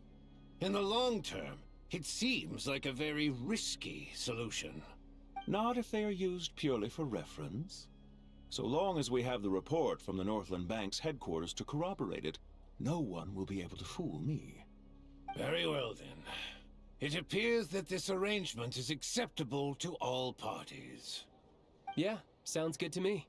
The members reached a provisional consensus on the issue of improving treatment for Fatui soldiers.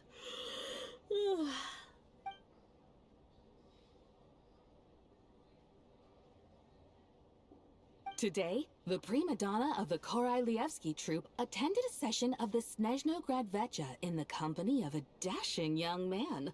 The question on all our minds is, what is the true nature of their relationship? Write anything like that again, and I'm revoking your permission to interview the troupe. Got it?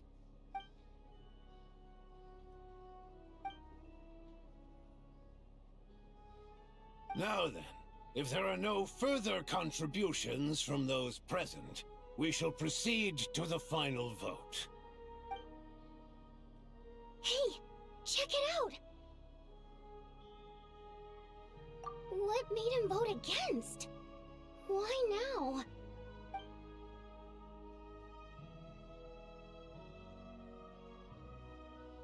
The votes have been tallied.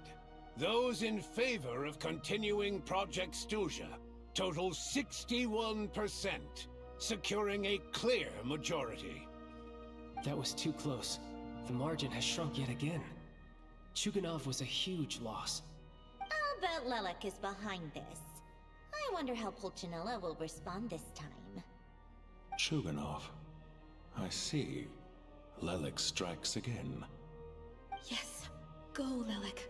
Once Project Stuja is defeated, our unwavering support at Bring Out the Kvass will finally pay off when we make our comeback.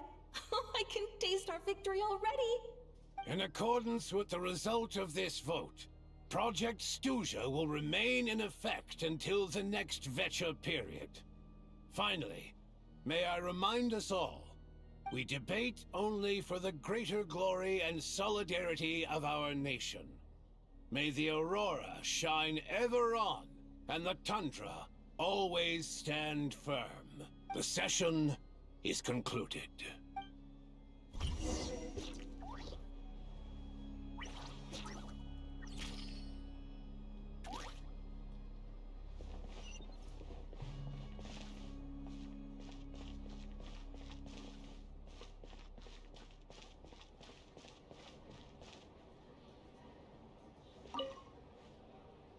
I have to say, I really wasn't expecting Chukanov to vote against Project Stuja.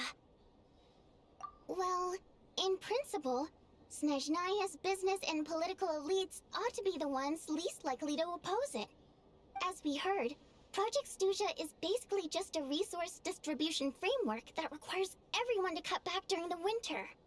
But even if the policy got cancelled, the Tsaritsa's energy needs wouldn't suddenly go down. The extra demand from the public would have to be filled from somewhere. So logically, the factories would have to take the hit.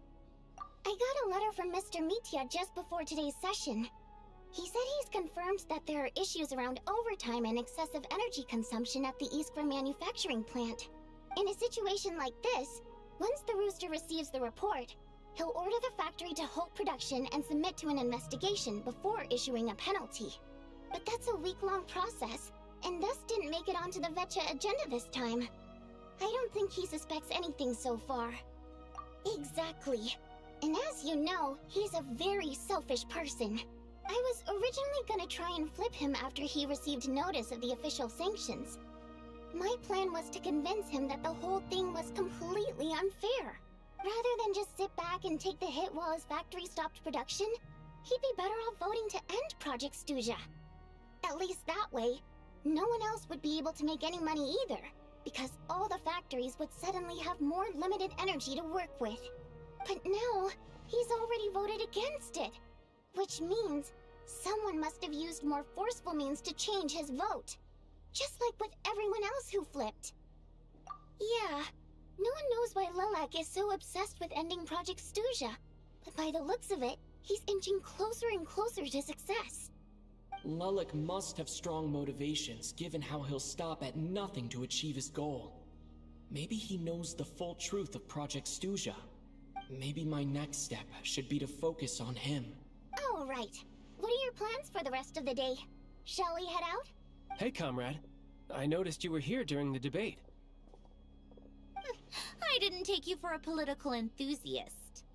Greetings, Harbingers. I just happened to have some free time today, and my new friend here thought it might be fun to check out the Vetcha.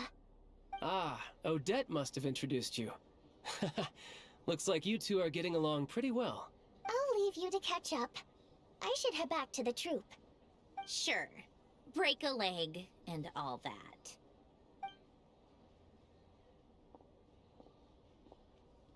Thought it might be fun to check out the Vetcha, did you? Things are never that simple with you, Traveler. There's no way you're here for kicks and giggles. Tell me I'm wrong. Oh, yeah. To some, he's a captivating enigma. To others, he's the bane of their existence. No one ever thought that some anonymous nobody from the Rokot could cause such a stir. Huh? You want to look into Lelik? Then I'm sure his days of anonymity are numbered.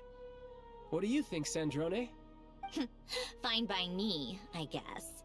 If the Traveler actually manages to expose Lelik, it'll be doing Pulcinella a favor. In return, it seems fair to let him in on what we've learned so far. My thoughts exactly. Sharing is caring, after all. Head back to Glupov and grab the files on Lelik. It's easier to just pull the records than go through the rigmarole of getting the Traveler a visitor's permit. As you command, child, sir. In that case, since we're going to be waiting anyway, I'll have someone brew a pot of black tea.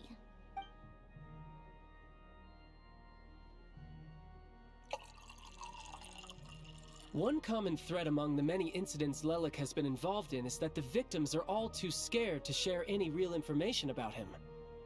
Clearly, he must have threatened them in some way. His modus operandi is to silently infiltrate the scene and leave a threatening letter behind. But neither the letters nor the crime scenes ever yield any clues to his identity. So all these files have to offer are short statements by the people affected. They don't give us a lot to go on. If nothing else, it shows we're dealing with a trained professional who's versed in counter-surveillance. Yes, and to that point, he often strikes in highly secure locations. The victims are high-ranking and influential people who take their personal security very seriously. Somehow, Lelik slips right into their rooms without making a sound. There's never any eyewitnesses, nor the slightest trace of a break-in. If he can get in and out undetected, it means he can strike without warning. Not that that's ever happened so far, but the thought is enough to scare these people sleepless. It's hard to believe that a human being could pull this off flawlessly every time, so they switched the focus of the investigation to Faye. Unfortunately, no one's found anything yet. Careful, don't underestimate me. Although truth be told, I'd probably find it hard not to blow my cover.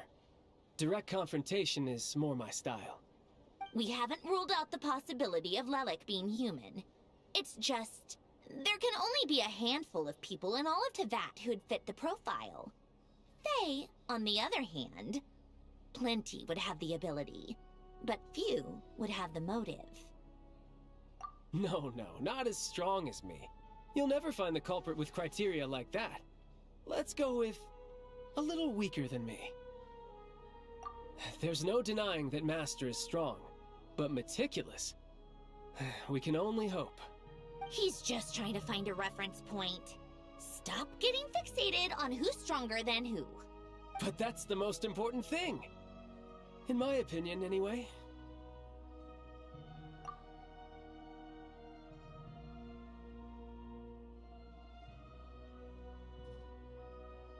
Odette? Yeah, that seems about right. Her skills are solid, and she's always calm under pressure. Except she's Fatui, so the likelihood of her working against us is pretty low. But yeah, Much more accurate than your previous example, at least. No, wait a moment. Maybe we should interrogate that assumption. What do you mean? Which assumption? Her Fatui identity doesn't necessarily exonerate her. And when you think about it, the Rokot would be precisely what she needs to conceal her identity. Plus, she wouldn't need to be such a pro at covering her tracks.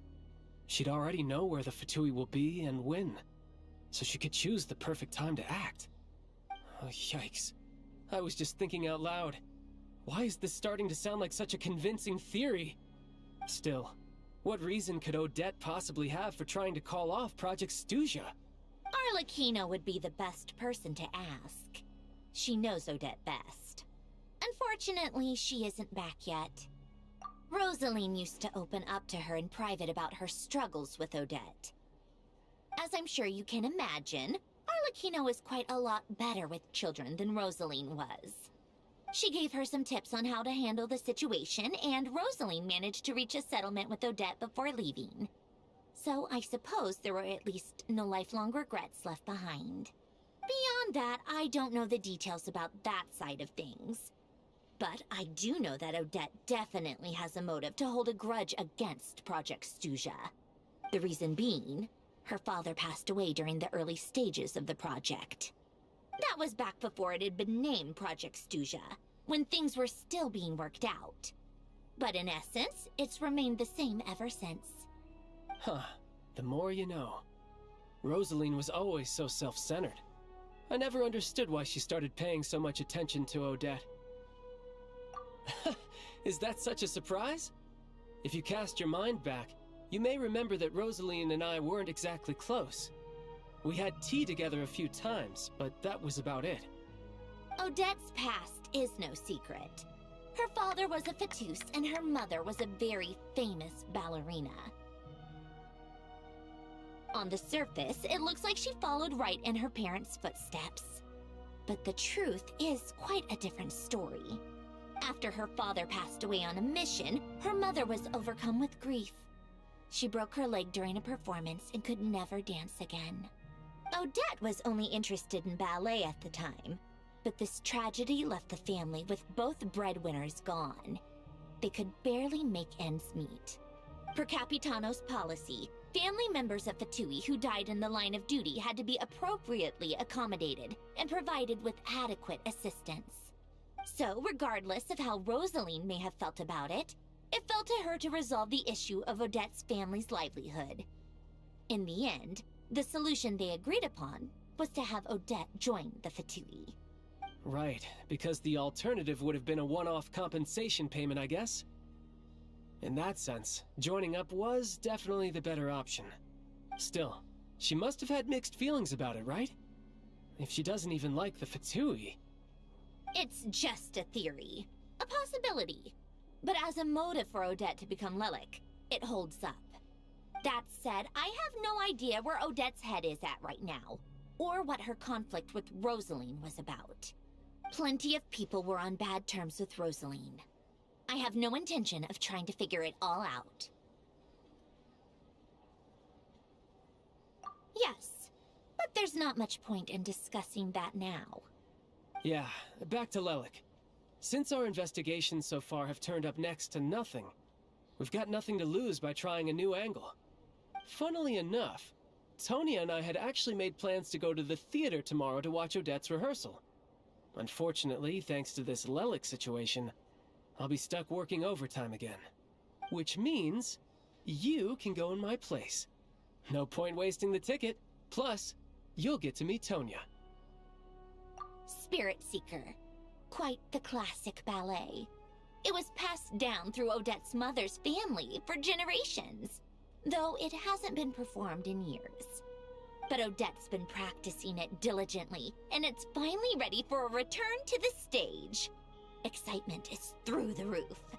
Tickets for the official performance sold out long ago. Tonya's excited for it too. She's desperate to see it no matter what. Personally, it's not really my kind of thing, but since she's my little sister, I had to figure something out. I've actually seen it several times before. The story's pretty straightforward. The lead character follows a trail of clues left behind by a spirit, gradually recovering her memories along the way.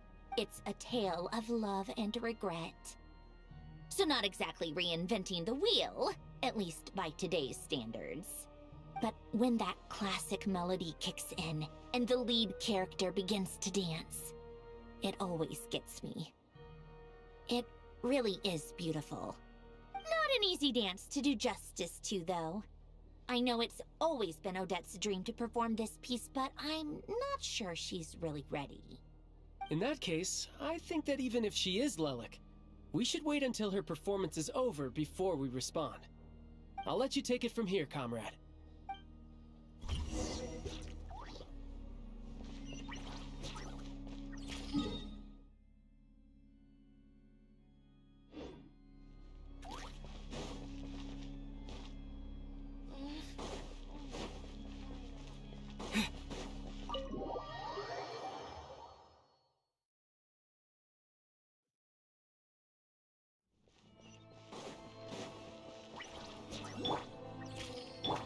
Take a break, pick up the pace.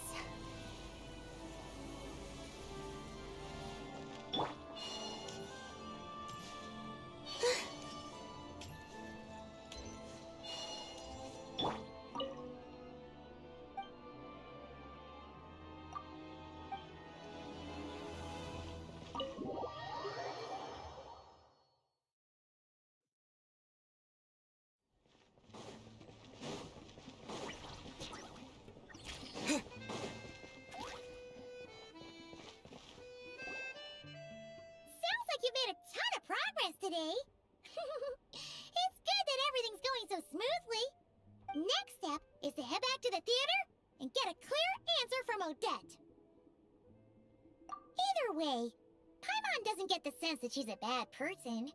Sure, she might have done some pretty extreme things, but Paimon bet she has her reasons. Maybe this is going too far, but like, with everything she's managed to do so far, wouldn't it make more sense in theory to be even more, you know, heavy-handed? Why leave a letter when she could, well, we know there are plenty of other ways to keep people in line, right? The point is, she could have gone further, but she didn't. So, if it is her, she's got some principles at least. Yeah! Well, all you can do is follow the facts wherever they lead. No change, really. But that thing Paimon told you about yesterday? Paimon feels like she can sense it more clearly now. Hearing you talk about your day makes Paimon itch for an adventure. If only she could be there with you so we could experience it all together. Yeah, I wish you could be there too. I'm not used to adventuring alone. But don't worry, we'll get to the bottom of this. Guess it's just one of those things. Never mind. Paimon will behave herself and keep resting.